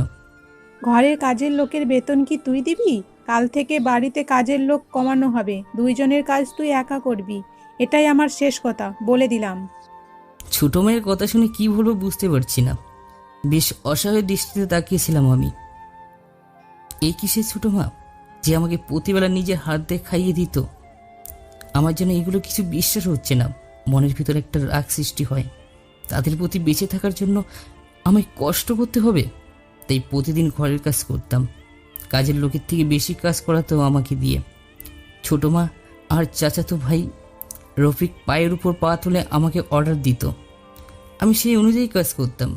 জীবনটা কেমন যেন বিষাক্ত বিষাক্ত মনে হচ্ছে। নির্ঝুম রাতে একা একা আকাশের প্রাণে তাকিয়ে মা বাবার সাথে সাথে কথা বলতাম। কেন তারা আমায় এই অভিশপ্ত দুনিয়ায় একা রেখে চলে গেছে? আমাকে কেন নিয়ে গেল না? 4 দেওয়ালের বদ্ধ রুমটা নিজের কান্নাগুলো শোনার মতো কেউ ছিল না। জীবনে কখনো কারোর উপর খুব বেশি নির্ভর হওয়া ঠিক না, কারণ অন্ধকারে নিজের ছায়াও নিজেকে ছেড়ে চলে যায়। আমার কান্নার শব্দ কাউকে ব্যথিত করেনি। আমার মৃত্যুর সংবাদে ওরা কখনো ব্যথিত হবে না। অনেকবার ভেবেছিলাম চলে যাব এই অবহেলিত পৃথিবী থেকে, কিন্তু নিজেকে শক্ত করেছি। মা বাবা মারা যাওয়ার 6 মাস পর আমার জীবনের সবচেয়ে বড় একটা কালো অধ্যায়ের সূচনা ঘটে। সেই দিন আমার খুব জ্বর ছিল, বিছানা থেকে ওঠার ক্ষমতা আমার ছিল না। আমাকে সেবা যত্ন করার কেউ নেই। এই পৃথিবীতে আমি সেই দিন ছিলাম অনেক একা। ছোটো মা চিৎকার করে করে আমাকে ডাকছে। আমি এই জ্বর নিয়ে কীভাবে নিচে যাব বুঝতে পারছি না। অনেক চেষ্টা করে সিঁড়ি বেয়ে বেয়ে নিচে যাই। আমার অবস্থা তেমন ভালো ছিল না। ছোটো মায়ের সামনে যেয়ে বলি, ছোটো মা, আমাকে এভাবে ডাকছিলে কেন? কোনো কিছুর প্রয়োজন? ছোট্ট আব্বু সোফার উপর আরাম করে গম্ভীর মুখে হয়ে বসে আছে আর আমার দিকে রাগী দৃষ্টিতে তাকিয়ে আছে। ছোটো মা আমার কাছে এসে আমার চুলগুলো ধরে জোরে টান দিয়ে বলতে থাকে, রাফি, টাকাগুলো কোথায় লুকিয়ে রেখেছিস সেটা বল। তুই আমাকে এখনো ভালো করে চিনতে পারিসনি। আমি টাকার জন্য তোকে মেরে ফেলতেও 1 মিনিটও দেরি করব না, বুঝলি? বল, টাকাগুলো কোথায় রেখেছিস? আমি বুঝতে পারছি না ছোটো মা কোন টাকার কথা বলছে। তাই আমি অবাক হয়ে জিজ্ঞাসা করি, ছোটো মা, কোন টাকার কথা বলছো তুমি? আমি কোনো টাকা লুকিয়ে রাখিনি। মিথ্যা বলছিস কেন তুই? হ্যাঁ, আমার আলমারি থেকে 10 লক্ষ টাকা তাহলে কে নিয়েছে তুই ছাড়া? আর কেউ তো আমার রুম পরিষ্কার করতে যায় না। এটাই শেষ সুযোগ, বলে দে টাকাগুলো কোথায়, না হলে এরপর আমি যা করব তুই কল্পনাতেও ভাবতে পারছিস না। ছোটো মা, আমি তোমার আলমারি থেকে কোনো টাকা চুরি করিনি, বিশ্বাস করো আমাকে। সেদিন আমার কথা কেউ বিশ্বাস করেনি। শুনেনি আমার ব্যথা কুকড়ে ওঠা সেই মায়াবী কান্না। চাচা আর চাচি মিলে অনেক মেরেছে আমায়, মুখ দিয়ে রক্ত বের করে দিয়েছিল। চাচা ফোন দিয়ে পুলিশের হাতে উঠিয়ে দেয় আমাকে, মিথ্যা অপবাদ দিয়ে বের করে দেয় আমাকে আমার নিজের বাসা থেকে। শেষবারের মতো পিছনে ফিরে দেখিনি আমার সেই স্বপ্নের হাসি খেলা বাড়িটা, যেখানে ছোট থেকে বড় হয়েছি, আর সেখান থেকে মিথ্যা অপবাদ মাথায় নিয়ে বের হয়ে যাচ্ছি। পুলিশ অফিসার যখন বাসার গেট পেরিয়ে যাবে, তখনই আমাদের বাসার পুরনো কর্মচারী করিম চাচা দৌড়ে আসে আমার কাছে। চাচাকে দেখে কান্না করে দিই আমি। আমাকে অনেক আদর করতো উনি। আমার কাছে এসে করিম চাচা কানে কানে বলতে থাকে, তোমার বাবা মাকে মেরেছে তোমার ছোট মায়ের আপন ভাই সালমান, আর টাকাটাও চুরি করেছে সে। জীবনে অনেক বড় হবে তুমি, মা বাবার খুনের বদলা নিতে হবে তোমায়। এখানেই শেষ নয়, এখান থেকে তোমার জীবনের পথ চলা শুরু। ভালো থেকো। করিম চাচার কথা শুনে সেদিন আমি খুব হেসেছি। পাগল হইনি, তবে সাইকো হয়ে গিয়েছিলাম আমি। মনের ভেতর অনেক কষ্ট চাপা পড়ে গিয়েছে আমার। মনে মনে একটাই নাম ঝুঁকেছি আমি, সালমান। দুনিয়ার যেখানেই থাকুক তাকে খুঁজে বের করে নিজের হাতে আমার টার্গেট, আমার লক্ষ্য, একটাই স্বপ্ন, সালমান ভাই। জেলে অনেক মানুষের সাথে পরিচয় হয় আমার। কেউ ছোট ছোট গ্যাংয়ের লিডার, আবার কেউ ছিল লিডারের কাছের লোক। 4 বছর পর জেল থেকে বের হই, মুখে দাড়ি দিয়ে আবৃত হয়ে যায়। 4 বছর পর নিজে দেখে চিনতে পারছিলাম না আমি। কোথায় ছিল সুন্দর সে শৈশব? আর আজ জেল থেকে বের হওয়ার একটাই আসামি আমি। লাল রক্তের চোখে জীবনের প্রথম হাতের পিস্তল নেই। প্রথম দিকে অনেক ভয় পেতাম, কিন্তু লাইফে ভয় পেলে শুধু সময় নষ্ট। জানি আমাকে মরতেই হবে, তাহলে কেন ভয়ে পিছিয়ে যাব? হয়ে যায় অদৃশ্য মাস্তান। সালমানের খোঁজ বের করে জানতে পারি ঢাকার ডন হয়ে যায় সে। সালমানকে ধরতে হলে তার চেয়ে বড় কিছু হতে হবে আমায়। শুধু করি মাস্তানি, সারা দেশ ছড়িয়ে যায় রাফু ভাই। কিন্তু এখনও সেই রাফু ভাইয়ের চেহারা সবার কাছে রহস্যময়। অনেক আবেগ নিয়ে কথাগুলো বলে থামে রাফি। রাত প্রায় শেষের দিকে দূর থেকে শোনা যাচ্ছে মসজিদে দেওয়া মুয়াজ্জিনের ফজরের আজান। আজকে রাফি মসজিদে যাবে। অনেকদিন যাবত নামাজ পড়া হয় না তার। শরীর থেকে শার্টটা খুলে কালো একটা পাঞ্জাবি পরে নেয় সে। মাথায় টুপিটা লাগিয়ে রওনা দেয় মসজিদের উদ্দেশ্যে। নুসরাত, দেখ, কালকের ছেলেটা, কি যেন নাম ওর, রাফি, আজকে নতুন গেট আপ নিয়ে আসছে। মিমের কথা শুনে সবাই ক্যাম্পাসের গেটের দিকে তাকায়। একটা সুদর্শন যুবক ক্যাম্পাসে প্রবেশ করছে। পরনে তার কালো কালারের শার্ট, আগের মতো করে বুকের বোতামটা লাগানো না, স্টাইলিশ চেঞ্জ। চোখের চশমাটা বদলে গেছে, আগেরটার মতো মোটা ফ্রেমের নয়। কম বেশি অনেকে রাফির দিকে তাকিয়ে আছে। আজ হঠাৎ করে এমন করে বোকা ছেলেটা সবাইকে অবাক করে দেবে ভাবতেও পারছে না কেউ। রাফি নুসরাতদের দেখেও না দেখার ভান করে প্যান্টের পকেটে হাত দিয়ে চলে যাচ্ছে। তখনই নুসরাত রাফিকে ডাক দেয়। রাফি যেন এই ডাকেরই অপেক্ষা করছিল আজ। মূলত সে হালকা গেট আপ চেঞ্জ করেছে নুসরাতের জন্যই। রাফি নুসরাতের সামনে যেয়ে দাঁড়ায়। কোনো কথা বলে না। আগ বাড়িয়ে নুসরাতই রাফিকে জিজ্ঞেস করে, কি ব্যাপার রাফি, আজ হঠাৎ এমন গেটআপে কেন? নতুন গার্লফ্রেন্ড পেয়েছো নাকি? গার্লফ্রেন্ড না, তবে কোনো এক প্রিয়সীকে দেখার পর থেকে মনটা কেমন যেন করছে, তাই আর নিজেকে হালকা চেঞ্জ করার চেষ্টা করছি। আমরা তো দেখতেই পাচ্ছি কেমন চেঞ্জ। দামি শার্ট, প্যান্ট, চোখের চশমাটাও পরিবর্তন, হাতে লেটেস্ট মডেলের নতুন ঘড়ি, শরীরে পারফিউমের তাজা গন্ধ। বাহ, বেশ ভালোই তো চেঞ্জ করেছো একদিনে। চেষ্টা করছি নিজেকে বদলাতে। আজ মনে হয় কিছু একটা সফল হয়েছে। এই পৃথিবীতে টিকে থাকতে হলে নিজেকে আরও উন্নত করতে হবে। মানুষ যতটা সুখী হতে চায় সে ততটাই হতে পারে। সুখের কোনো সীমানা নেই। ইচ্ছে করলে সুখকে আমরা আকাশের অভিসারী করে তুলতে পারি। এখন এটা বলো, তোমার গার্লফ্রেন্ডটা কে? আর সেই ভার্সিটিতে পড়ে নাকি অন্য কোথাও? আমাদের সাথে পরিচয় করিয়ে দিবা কখন? কথাটা শুনে রাফি নুসরাতের কাছে যায়। রাফি শরীরে দেওয়া মারাত্মক পারফিউমের ঘ্রাণ নুসরাতকে কেমন যেন আকর্ষণ করছে। রাফি আরেকটু কাছে যেয়ে নুসরাতের কানে কানে যেয়ে বলে, অনুরোধ নয়, তবে অনুরাগে বলছি, আজ বিকেল 4টায় তোমার জন্য অপেক্ষা করবো ধানমন্দির লেকের পারে। আমি জানি তুমি হাসবে। তোমার সাথে নতুন কাউকে পরিচয় করিয়ে দিব, তবে শুধু তোমার একারই দাওয়াত রইল, অন্য কারো না। কথাটা বলে সেখানে আর না, কারণ সে জানে এখন দাঁড়ালেই নুসরাতের সামনে অনেক প্রশ্নের উত্তর দিতে হবে। অপেক্ষা সেই বিকেল 4টার, কখন সেই সময়টা আসবে। সময়টা বিকেল 3:40। রাফি আয়নার সামনে দাঁড়িয়ে নিজেকে গোছানোর চেষ্টা করছে। রাফি আজ একটা নীল রঙের পাঞ্জাবি পরেছে, তার সাথে কালো জিন্স, চোখে স্টাইলিশ চশমা, হাতে লেটেস্ট মডেলের রোলেক্স ঘড়ি, মাথাল করা পারফিউম, চুলগুলো আজকেই কেটে এসেছে, মুখে তেমন দাড়ি বোঝা যাচ্ছে না।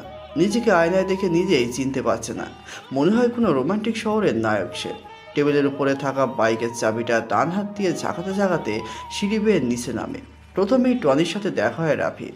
টনি কেমন অচেনা দৃষ্টিতে তাকিয়েছে রাফির দিকে। টনির চাউনিতে বোঝা যাচ্ছে সে মনে হচ্ছে কোনো ফিল্মের স্টারকে দেখছে।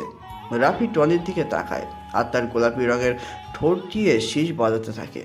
টনি এসে রাফির সামনে দাঁড়ায়, নিঃশব্দে পা থেকে মাথা অবধি স্ক্যান করেছে। টনি বুঝতে পারছে না যে হঠাৎ একটা ছেলের এমন করে সাজার কি কারণ থাকতে পারে। তাই সে রাফিকে জিজ্ঞেস করে, ভাই, দেখে মনে হচ্ছে কোথাও যাবেন, কিন্তু এমনভাবে সেজেগুজে কোথায় যাচ্ছেন? রাফি নিঃশব্দে হাসে, যে হাসিতে লেগে আছে অনেক বছর অপেক্ষা করার পর কোনো কিছু পাওয়ার উত্তেজনা। রাফি টনির প্রশ্নের উত্তরে বলে, যাচ্ছি কোনো এক প্রিয়সীকে নিজের আবেগময় শহরে আমন্ত্রণ জানানোর জন্য। কিন্তু ভাই, কে সে অচেনা প্রেয়সী যার জন্য আজ এত বছর পরে নিজের সুপ্ত অনুভূতির শহরে তাকে জানান দিচ্ছেন? সময় হলে সব কিছু জানতে পারবি, তবে আমি না বলা পর্যন্ত কোনো বেশি কথা আমি পছন্দ করি না, সেটা তুই ভালো করেই জানিস। ভাই, রাস্তায় যদি কোনো ঝামেলা হয় তাহলে সাথে সাথে আমাকে ডাকবেন, আমি চলে আসব। কিন্তু আপনি কোনো ঝামেলা করলেই ফেঁসে যাওয়ার ভয় বেশি। এই রাফি যদি নিজের ইচ্ছাই ধরা দেয়, তাহলে পৃথিবীতে এমন কোনো পুলিশ এখনও জন্ম নেয়নি যে আমাকে ধরে থানায় নিয়ে যাবে। টনি কিছু বলতে যাবে, কিন্তু তার বলতে পারে না। এর আগেই রাফি সেই জায়গাটা ত্যাগ করে। ধানমন্ডির এই রাস্তাটা আজ বেশ ফাঁকা। কিছুক্ষণ পর পর 2-3টে গাড়ি দ্রুত গতিতে যাচ্ছে। দেখে মনে হয় তাদের কোনো গুরুত্বপূর্ণ কাজ ফেলে এসেছে। যদি এটা এখন না করে তাহলে সব কিছু শেষ হয়ে যাবে এমন অবস্থা। কিন্তু না, কিছুই শেষ হবে না, হয়তো কিছু সময় নষ্ট হতে পারে। ওরা এটা বোঝে না যে এত দ্রুত গতিতে গাড়ি চালালে ভীষণ ঝুঁকি, কোনো বড় ধরনের দুর্ঘটনার শিকার হতে পারে। রাফি ফাঁকা রাস্তা পেয়ে একটু জোরেই বাইকটা চালাচ্ছে। বিকেলে ধানমন্ডির এই লেকের পাড়ে অনেক কাপড়রা ঘুরতে আসে। রাফির আজ এটা প্রথম অভিযান, বলতে গেলে নতুন কোনো অনুভূতি প্রকাশ করতে যাচ্ছে। কিন্তু নুসরাত কি মেনে নেবে রাফিকে? কোনো ঘটনা ঘটার আগেই তা নিয়ে ভাবতে নেই। পরে দেখা গেছে সব কিছু নিজের কাছে গুলিয়ে যাচ্ছে। বর্তমানে কেউ উপেক্ষা করে ভবিষ্যৎকে নিয়ে বেশি চিন্তা করা ঠিক না। নুসরাত একটা বেঞ্চের উপর বসে আছে, পরনে তার কালো কালারের একটা শাড়ি, হাতে কিছু রঙিন চুড়ির সমাহার।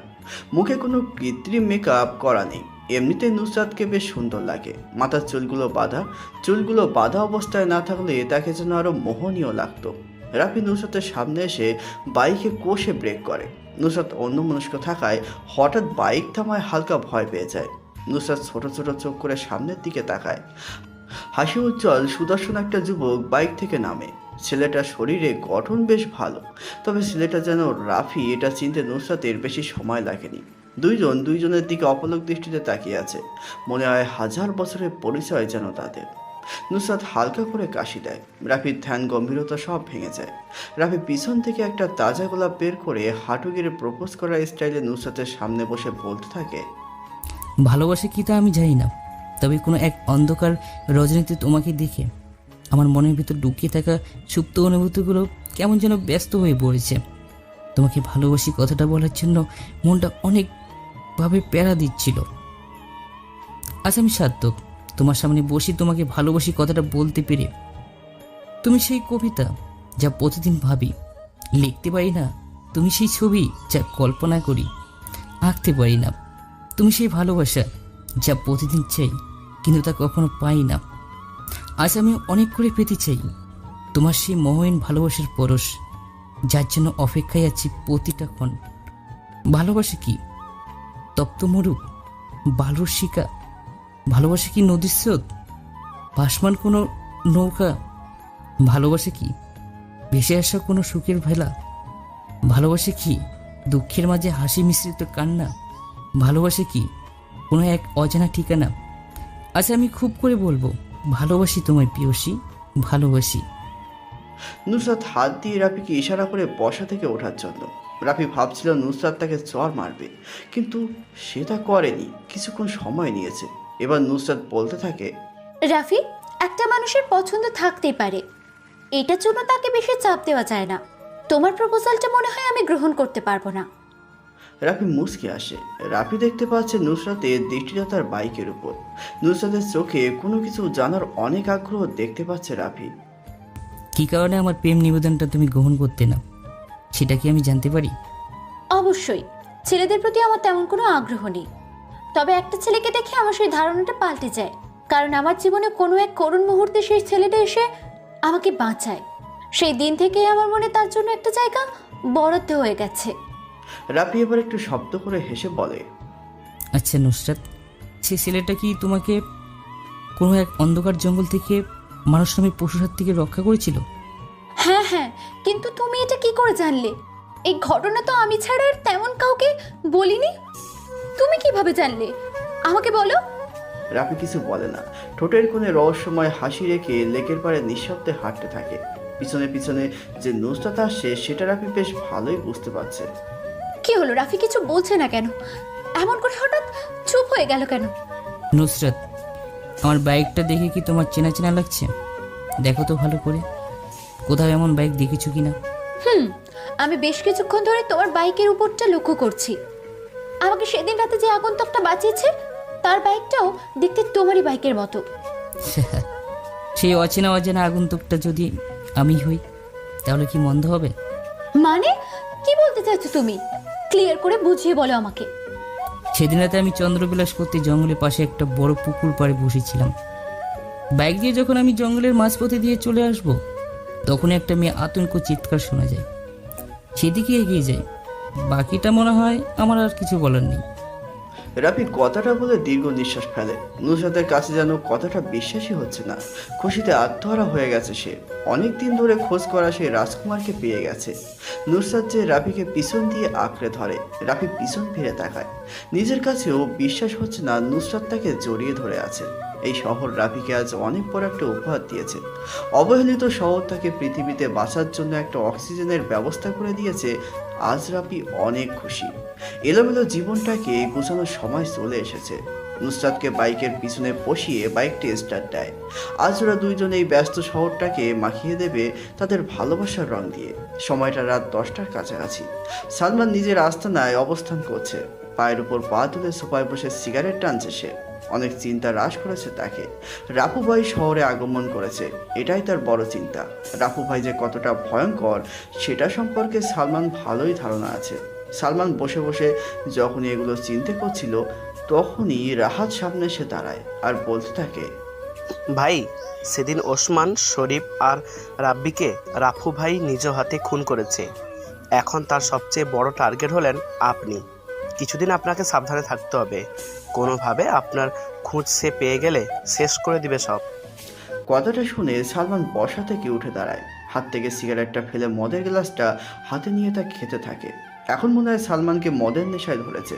টেবিলের উপর থেকে পিস্তলটা নিয়ে কিছুক্ষণ নাড়াচাড়া করে সামনের কাছে পরপর 2টা গুলি করে। নাক দিয়ে পিস্তলের গন্ধটা শুকতে থাকে।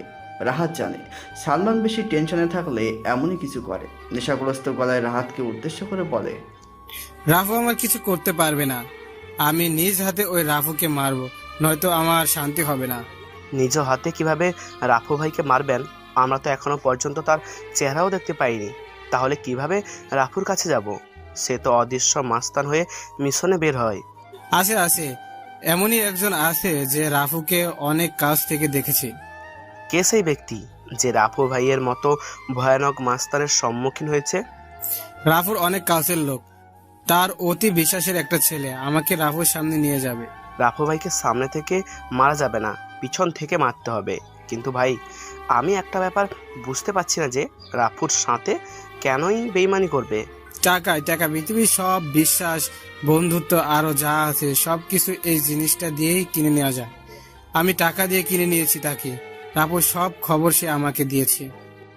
রাহাত ভেবে পায় না কে সেই ব্যক্তি রাফু ভাইয়ের মতো ভয়ানক মস্তানের সাথে বেইমানি করবে। আজকে রাতে চন্দ্রটা কেমন যেন আলো দিচ্ছে, অন্য দিনের চেয়ে অনেকটা আলাদা। এমন চাঁদের আলো অনেক বছর পর পর দেখা যায়। বিজ্ঞানীদের মতে এই সময় চাঁদ পৃথিবীর অনেকটা কাছে চলে আসে। আগে কখনো এমন আলো দিতে দেখেনি রাফি। রাস্তার পাশে থাকা ছোট ছোট চা, পান, সিগারেট বিক্রি হয় দোকানগুলো এখনো বন্ধ করেনি। হয়তো আজ বিক্রি বাটা অন্য দিনের চেয়ে বেশি হচ্ছে। আর হবেই না কেন, আজ আকাশে এমন একটা চাঁদ উঠেছে, শহরে অনেক মানুষ রাস্তা দিয়ে হাঁটবে আর মনোমুগ্ধকর সেই চন্দ্রবিলাস করবে। রাফি রাস্তার পাশে ছোট দোকানে যায়। 3টে ছেলে বসে বসে চা খাচ্ছে। বয়স তেমন হবে না, 24 থেকে 25। রাফি ভালো করে লক্ষ্য করে দেখে 2টা ছেলের বাম হাতে জ্বলন্ত cigarette. Rafi 2 packet Benson cigarette নেয়। 3টে ছেলেই অবাক হয়ে যায় রাফির কাণ্ড দেখে। যেখানে মানুষ টাকার জন্য 5 টাকার পাইলট সিগারেট খায়, সেখানে তো রাফি 600 টাকা দিয়ে 2 প্যাকেট বেনসন সিগারেট নিচ্ছে। রাফি নতুন প্যাকেট থেকে একটা সিগারেট বের করে দোকানের লাইটারটা দিয়ে সিগারেটে আগুন জ্বালায়। 2টা টান দিয়ে পিছনে ফিরে তাকায় রাফি। 3টা ছেলেই লোভনীয় দৃষ্টিতে চেয়ে আছে তার দিকে। মুচকি হেসে রাফি প্যাকেট থেকে আরও 3টা সিগারেট বের করে ছেলে 3টার হাতে দেয়। মোটামুটি ছেলেগুলোর মুখে তৃপ্তির হাসি দেখা মিলল। ওরা যেন এই সিগারেটের আশায় রাফির দিকে চেয়েছিল। রাফির দোকান ত্যাগ করে। মানুষের সাথে বেশি মিশে গেলে সম্মান কমে যায়, নিজের কোনো মূল্য থাকে না অন্যের কাছে। যার কারণে সেই মানুষগুলো যখন তখন যে কোনো কথা লিমিট ক্রস করে বলে ফেলতে পারে। রাফি যা ভেবেছিল তাই হলো আজকে। রাস্তায় অনেক লোক হাঁটতে বের হয়েছে। কারো হাতে আছে জ্বলন্ত সিগারেট, আবার কারো হাতে দামি মোবাইল। রাফি চিন্তা করছে এই অপরূপ সৌন্দর্যের রাতে যদি নুসরাত পাশে থাকতো তাহলে কতই না ভালো হতো। কিন্তু আজ মনে হয় না সেই আশাটা পূরণ হবে। আরব, দেখ তোর পাখিটাকে নিয়ে কেউ উড়াল দিয়েছে মনে হয়। পাখি এবার বন্ধ খাঁচা থেকে মুক্ত আকাশে উড়াল দিয়েছে। তুই চাইলেও আর ধরে আনতে পারবি না। আরব বাইকের উপর আরাম করে বসে বসে সিগারেট ফুঁকছিল। তখনই রিফাত হাসির ছলে জোরে কথাটা বলে। আরব রিফাতের দিকে তাকায়, দেখে রিফাত ভার্সিটির গেটের দিকে তাকিয়ে কথাটা বলেছে। হাত দিয়ে রিফাতকে সরিয়ে গেটের দিকে তাকায় সে। কালো কালারের নিউ মডেলের নতুন বাইক R15 ধীরে নিয়ে রাফি প্রবেশ করছে। পিছন থেকে রাফিকে জড়িয়ে ধরে আছে নুসরাত। এটা দেখে অনেক রেগে যায় আরব, যার বই প্রকাশ করছে নিজের হাতে থাকা জ্বলন্ত সিগারেটটা জোরে চেপে ধরে আছে। রিফাত, সাওয়ান, মাসুদ, তোরা সবাই যেই হকি স্টিক, স্ট্যাম্প বা যা আছে সব নিয়ে আয়। আজকে এই রাফির বাচ্চাকে আমি শেষ করে দেব। ও সাহস হয় কি করে আমার ভালোবাসার মানুষকে নিয়ে বাইকে করে ফার্সিতে আসার? আরবের কথা শুনে সবাই চলে যায় জিনিসগুলো আনার জন্য। রাফি আজকে অনেক চেঞ্জ হয়ে ভার্সিটিতে এসেছে। সাদা কালারের চেক শার্ট, কালো জিন্স, হাতে লেটেস্ট মডেলের ঘড়ি, পায়ে সাদা কনভার্স, চোখে স্টাইলিশ চশমা। বাইকের পিছনে তার ভালোবাসার মানুষটা বসা। মনের মধ্যে কেমন যেন আলাদা একটি ফিলিংস আসছে। রাফি বাইকটা থামায়। সামনে আরাফ আর তার বন্ধুরা হাতে স্ট্যাম্প স্টিক নিয়ে দাঁড়িয়ে আছে। রাফি আর নুসরাত বাইক থেকে নেমে দাঁড়ায়। রাফিকে কোনো কিছু বলার সুযোগ না দিয়েই আরাফ তার হাতে থাকা শক্ত স্টিকটা দিয়ে জোরে একটা বাড়ি মারে রাফির পায়ে। রাফি ব্যথায় কুকড়ে ওঠে, তবে সেটা প্রকাশ করে না, শক্ত হয়ে দাঁড়িয়ে থাকে। ঠোঁটের কোণে ঝুলে আছে হতাশা ঢাকা সেই হাসি। নুসরাত সামনে এগিয়ে আসবে, তা সে পারে না। রাফির হাতের ইশারায় নুসরাতকে থামিয়ে দেয়। আরব একটু এগিয়ে যায় রাফির দিকে। রাফির কলারটা ধরে ভার্সিটির সবার সামনে নিয়ে আসে। রাফি কিছু বলে না। আরব জোরে চিৎকার করে বলে, আমি নুসরাতকে পছন্দ করি, এটা এই ক্যাম্পাসের সবাই ভালো করেই জানে। তাই কোনো ছেলে নুসরাতের আশেপাশে ঘেঁষে না, কিন্তু তুই সেই দুঃসাহস করেছিস। আজ আমি তোর এমন অবস্থা করব যাদেরকে ভাবছিস সবাই ভয় পেয়ে যাবে। আমি কি আমার কোনো ছোট ভাইকে ডাকতে পারি? বেশি সময় নেব না, জাস্ট 10 মিনিট। রাফি কথাটা বলে আরাফের উত্তরের অপেক্ষায় তাকিয়ে থাকে। কম বেশি সবাই রাফির দিকে চেয়ে আছে। রাফি যে আজকে অনেক বড় বিপদে পড়েছে, কিন্তু সাহায্য করার মতো এই ভার্সিটিতে কেউ নেই। রাফির কথাটা শুনে আরাফ হাসতে হাসতে বলে, ডাক, তুই তোর কোন বাপকে এখানে ডাকবি? আজ আমার দেওয়ার শাস্তি থেকে তোকে কেউ বাঁচাতে পারবে না। রাফির প্রশ্নের উত্তর সে পেয়ে গেছে। মুচকি এসে সবার থেকে একটু দূরে যেয়ে পকেট থেকে দামি মোবাইলটা বের করে কাকে যেন ফোন দেয়। 2 মিনিট কথা বলে রাফি আগের জায়গায় এসে দাঁড়ায়। আরাফ এখন 10 মিনিট সময় অপেক্ষা করবে। আরাফ হাত দিয়ে কাউকে একটা চেয়ার আনতে পাঠায়। 4 পায়া বিশিষ্ট নীল কালারের চেয়ারে পায়ের উপর পা তুলে বসে আরাফ। 10 মিনিট অপেক্ষা করতে করতে একটা সিগারেট খাওয়া যায়। যেমন ভাবনা তেমন কাজ। আরাফ একটা সিগারেট জ্বালায়। সবাই জানে আরাফের ক্ষমতা কতটা উপরে। আরাফ নিজের হাতে থাকা ঘড়ির দিকে তাকায়। রাফির দেওয়া 10 মিনিট শেষ। যাদের হাতে ঘড়ি আছে সবাই নিজেদের ঘড়িতে সময়টা দেখে নেয়। 10 মিনিট শেষ, কিন্তু এখনও কেউ আসছে না। রাফির মোবাইলে টুং করে একটা মেসেজ আসার শব্দ হয়। আরাফ সিগারেটটা নিচে ফেলে দেয়। বসা থেকে উঠে দাঁড়ায়। রাফির কাছে এসে বলে, নিজের হাতের ঘড়ির দিকে একটু তাকা, 10 মিনিট তো শেষ। তো ছোট ভাই কি আসবে না তোকে বাঁচাতে? রাফির সময় দেখতে হয় না, সে নিজের সময়কে নিজের অস্তিত্ব ঘোরায়।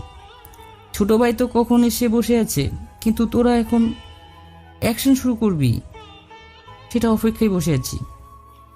রাফির কথা শুনে উপস্থিত সবাই ক্যাম্পাসের গেটের দিকে তাকায়, কিন্তু কাউকে আসতে দেখতে পারছে না। তাহলে কি রাফি মিথ্যা কথা বলছে? কিন্তু এখানে মিথ্যা বলে লাভ কি? বড় কোনো ধরনের সমস্যা এখানে আজ হবেই। কোথায় তোর ছোট ভাই? আমি দেখতে পাচ্ছি না কেন? নাকি আমার ভয়ে লেজ গুটিয়ে পালিয়েছে?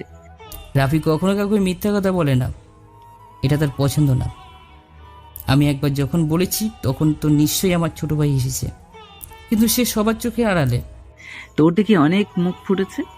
একদিন দেখতাম ভার্সিটিতে বোকার মতো আসতি, এখন মেয়ে পেয়ে নিজেকে পুরো চেঞ্জ। ভালো, বেশ ভালো। তোর এই পরিবর্তনটা আমার কাছে খুব ভালো লেগেছে। আমি নিজেকে পরিবর্তন করেছি ঠিকই, কিন্তু সেটা কোনো মেয়ের জন্য নয়। তা তোর এত সাহস আসে কোত্থেকে সেটাই বুঝতে পারছি না। সাহস ছোট থেকেই আমার। আজ নুসরাতের ভালোবাসার জোরটা একটু বেশি।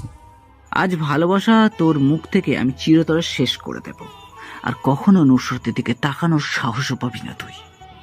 কথাটা বলে আরাফ নিজের ডান পাটা দিয়ে রাফির বুকে জোরে লাথি মারে। রাফি একটু দূরে ছিটকে পড়ে। রাফির নিচে থেকে উঠে দাঁড়ায়। আরাফ যে রাফির মুখের পাশে সজোরে কিল মারে। আরাফ এত জোরে মারে যার কারণে রাফির ঠোঁট কেটে গল গল করে রক্ত বের হতে থাকে। রাফি ডান হাত দিয়ে ঠোঁটের কাছ থেকে রক্তটা নিয়ে দেখে উচ্চ কণ্ঠে হাসতে থাকে। আরাফ বোকা বনে যায়। একটা ছেলের ঠোঁট পেটে রক্ত বেরোচ্ছে, সেটা দেখেও সে কিভাবে হাসতে পারে? রাফি কি পাগল হয়ে গেছে, নাকি কেউ কিছু বুঝতে পারছে না? রিফাত পিছন থেকে রাফির কাছে যেয়ে দাঁড়ায়। হাতে থাকা স্টাম্পটা রাফিকে বাড়ি মারবে, তখনই কোথা থেকে একটা স্নাইপারের বুলেট এসে রিফাতের ডান পায়ে লাগে। রিফাত নিচে পড়ে যায়।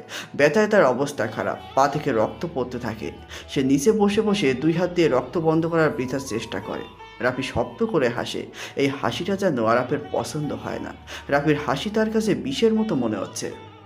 সাবধানতা বজায় রেখে আরাফ ডান হাতে স্টিকটা নিয়ে রাফির দিকে এগিয়ে যায় মারার জন্য, কিন্তু সেটা আর পারে না আরাফ। তার আগেই গরম একটা বুলেট এসে আরাফের ডান হাতে লাগে। তার হাত থেকে শক্ত স্টিকটা নিচে পড়ে যায়। বাম হাত দিয়ে ডান হাতের উপর চেপে ধরে, কিন্তু এই ব্যথা যেন একটুও কমার নয়। এখন যদি মৃত্যু হয়ে যেত তাহলে ভালো হতো। এই অসমাপ্ত ব্যথা সহ্য করার মতো না। আরাফদের এই করুণ অবস্থা দেখে পিছনে হাতে স্টিক নিয়ে দাঁড়িয়ে থাকা 2টা ছেলে দৌড়ে পালিয়ে যায়। উপস্থিত কেউ বুঝতে পারছে না কোথা থেকে সাইলেন্সার লাগানো বুলেট এসে লাগছে আরাফদের শরীরে। সবাই অধীর আগ্রহ নিয়ে দেখে যাচ্ছে। রাফি চেয়ারটা ট্রেনে বসে, একটা সিগারেট জ্বালায় সে। পরিবেশটা এখন শান্ত, তবে কিছুক্ষণ পর কি হবে জানা নেই কারো। সবার কাছে রাফিকে কেমন যেন অচেনা লাগছে। কেউ আগে কখনো রাফির এমন অবাক করা কাণ্ড দেখেনি। রাফি সিগারেটের বিষাক্ত ধোঁয়াগুলো উপরের দিকে ছাড়তে ছাড়তে বলে, আরাফ, কেমন লাগলো আমার শেষ খেলটা? এতক্ষণ ধরে আমি তোকে কিছু বলিনি, এর মানে এই নয় যে আমি বোকা। আমি কিছু বলতে পারবো না। আমি শত্রুকে মারতে একটু টাইম নিই, দেখতে চাই শত্রু আমার প্রতি কতটা কঠোর হতে পারে। কুত্তার বাচ্চা, তোকে আমি দেখে নেব। তুই আমাকে চিনিস না। আমি কে? কি আমার ক্ষমতা এই সম্পর্কে তোর কোনো ধারণা নেই। আমি নিজেই নিজের ক্ষমতার সম্পর্কে ধারণা নেই, আবার তোর ক্ষমতা সম্পর্কে কি জানবো আমি? রাস্তার পাতি কুকুরগুলো একটু বেশি চিল্লায়, আর সিংহের একটাই গর্জনের যথেষ্ট শহরটা কাঁপানোর জন্য। পিছন থেকে গুলি করে কি? নিশ্চয়ই তোর ছোট ভাই। সাহস থাকলে বল সামনে আসতে, দেখি কার কত দম। মশা মেরে হাত কালা করার কোনো ইচ্ছা আমার নেই। সিংহ সিংহের মতো লড়াই করবে, কোনো পাতি কুকুরের সাথে না। কথাটা বলে বসা থেকে উঠে দাঁড়ায় রাফি। বাম্পা দিয়ে চেয়ারটাকে ফেলে দেয় সে। সামনে যেয়ে নুসরাতের হাতটা ধরে সে। পিছন থেকে চিৎকার দিয়ে আরাপ বলে, রাফি, তোর সাথে আমার আবার দেখা হবে। এখন সময়টা তোর ছিল, কিন্তু তখন আমি সময়টাকে নিজের করে নেব। চ্যালেঞ্জ রইল। আরাপের কথা শুনে রাফি মাথাটা বাঁকা করে, জোরে বলে, দাওয়াত রইল আমার নির্বিচ্ছিন্ন শহরে। নিজের শহরে ডেকে এনে ভালো কাতির ধারি করব, চলে আসিস। রাফি কথাটা বলে সেখানে আর দাঁড়ায় না। নুসরাতকে বাইকের পিছনে বসিয়ে রওনা দেয় তাদের গন্তব্যে। রাত 12টা কিংবা 1টা হবে। বাইরে মুষলধারে বৃষ্টি পড়ছে। শহরটা এই বৃষ্টিতে ভিজতে ভিজতে পরিষ্কার হয়ে যাচ্ছে, কিন্তু এই শহরের কিছু মানুষের মন এখনো পরিষ্কার হয়নি। ভিতরে রয়ে গেছে অহংকার, হিংসা, মিথ্যা, আরও কত কিছু। মিরপুরের এই রাস্তাটা আজ বড্ড ফাঁকা, কোথাও কোনো মানুষের আনাগোনা নেই। নিস্তব্ধ হয়ে গেছে ব্যস্ত শহরটা। দূর থেকে ল্যাম্পপোস্টের আলোয় স্পষ্ট দেখা যাচ্ছে মিরপুরের এই নীরব রাস্তায় একদল লোক দাঁড়িয়ে আছে। পরনে সবার রেনকোট, কারো রেনকোট কালো কালারের, আবার কারো হলুদ। কেন তারা এভাবে বৃষ্টির মধ্যে রাস্তায় দাঁড়িয়ে আছে? কি তাদের উদ্দেশ্য? রাফি আজকে রাতে মিশনের জন্য প্রস্তুত হয়ে গেছে। কালো কালারের পরিচিত রেনকোটটা পরে বাইকটা স্টার্ট দেয়। আজকে বাইরে অনেক বৃষ্টি, রাস্তাটা পুরো ফাঁকা। নিজের বাবা মায়ের মৃত্যুর প্রতিশোধ নিতে সালমানের মৃত্যু ঘোষণা করতে যাচ্ছে রাফি। সন্ধ্যা থেকে রাফি টনিকে দেখছে না, যার কারণে একাই মিশনে বের হয় রাফি। মিরপুরের স্টেডিয়ামের পাশের রাস্তায় এসে বাইকটা থামায় রাফি। সামনে অনেকগুলো লোক রেনকোট পরে দাঁড়িয়ে আছে। তাদের মধ্যে থেকে চেয়ারে বসে থাকা লোকটাই যে সালমান, সেটা বুঝতে রাফির কোনো অসুবিধা হলো না। রাফি সামনের দিকে এগিয়ে যায়। সালমানের সামনে একটা চেয়ারে খালি পড়ে আছে। রাফি যেয়ে সেটাতে পায়ের উপর পা তুলে বসে। সালমান এতক্ষণ রাফির জন্য অপেক্ষা করছিল। বৃষ্টির আমেজটা কমে আসে, কিন্তু জোরে বেগ হওয়াটা থামারই নাম নিচ্ছে না। গাছ থেকে পানি পড়ার টইটুম্বুর আওয়াজটা এখন পরিবেশটাকে আরও রহস্যময় করে তুলেছে। দুজনের মধ্যে নীরবতা বিরাজ করছে, কিন্তু এই সময় নীরবতা যেন শোভা পাচ্ছে না। তাই নীরবতা ভেঙে প্রথমে সালমান বলতে শুরু করে, আমার সামনে এখন বসে আছে বাংলাদেশের সবচেয়ে বড় মাফিয়া লিডার রাফু ভাই। একটা শহর কাঁপাতে তার নিজের নামই যথেষ্ট। সে কেন আমাকে মারার জন্য এত গেম কেন, সেটাই বুঝতে পারছি না। কি কারণে আমি তার শত্রু হয়ে গেছি? আমি কাউকে মারার আগে বলি না কি কারণে তাকে মেরেছি। রাফু ভাই, কোথায় আপনার সৈন্যদল? আমার পিছনে তাকিয়ে দেখেন কত সৈন্য দাঁড়িয়ে আছে আপনাকে রক্ষা করার জন্য। আপনি একা তো আমাকে মেরে এখন দেশে চলে যেতে পারবেন না। তোকে পাহারা দেওয়ার জন্য এত পালা কুত্তার প্রয়োজন হয়, কিন্তু আমার কাউকে প্রয়োজন হয় না। আমি একাই 100। আজ আর সেই পুরনো ডায়লগে কাজ হবে না। এ শহরে একটাই বাঘ থাকে, আর তার নাম সালমান খান। আমার কথায় শহরটা চলে। তুই কি করবি আমার? ছোট্ট একটা শহর তোর কথাই চলে, কিন্তু আমার কথায় পুরো দেশের মাফিয়া পোলাপানরা চলে।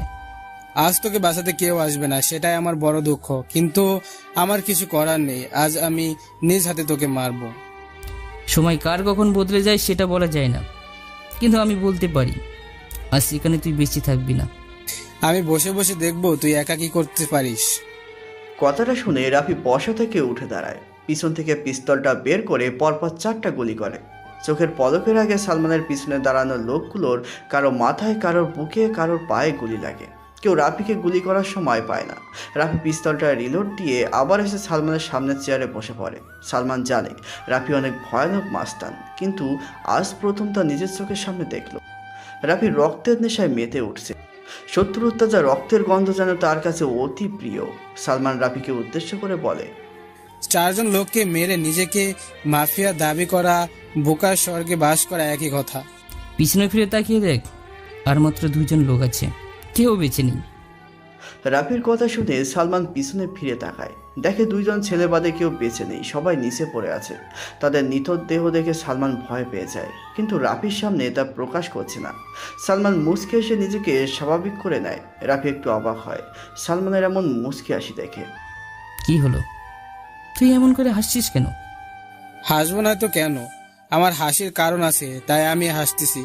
সালমান কখনো কারণ ছাড়া হাসে না।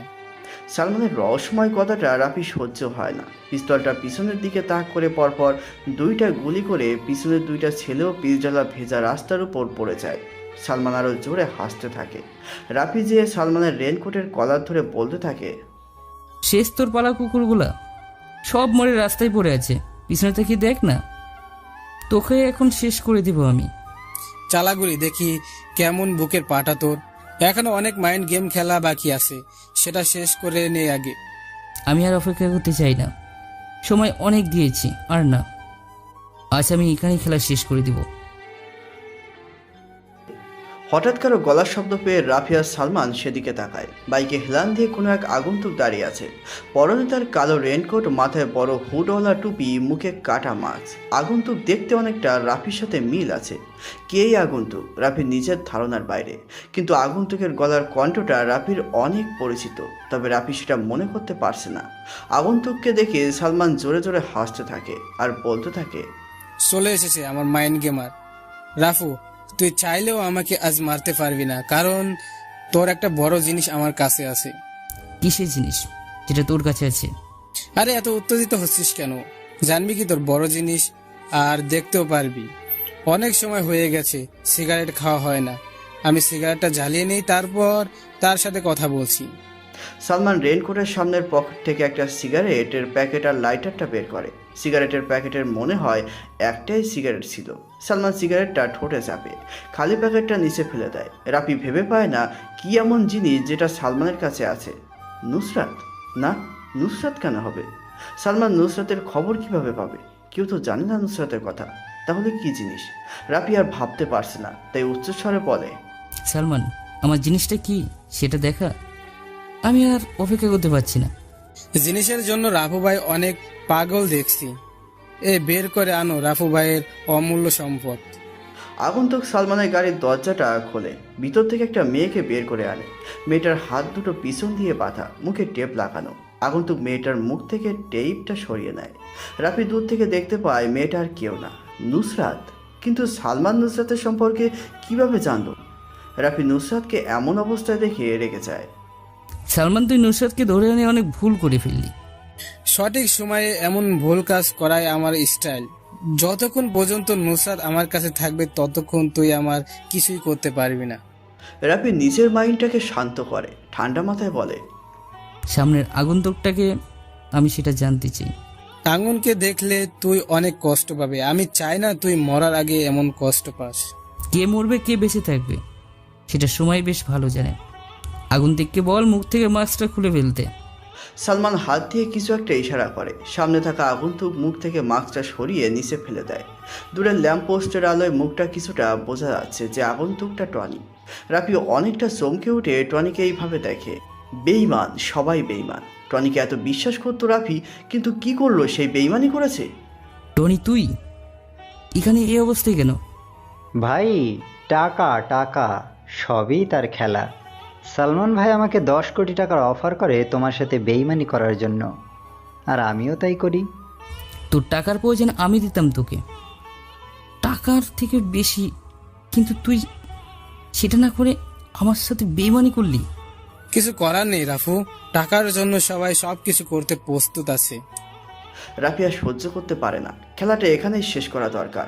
রাফির কোমরের কভার পয়েন্ট থেকে ছোট একটা পিস্তল বের করে। চোখের পলকের আগে দুইটা গুলি করে একটা যে টনির কপাল ভেদ করে বাইরে চলে যায়। টনি নিস্তেজ হয়ে নিচে পড়ে যায়।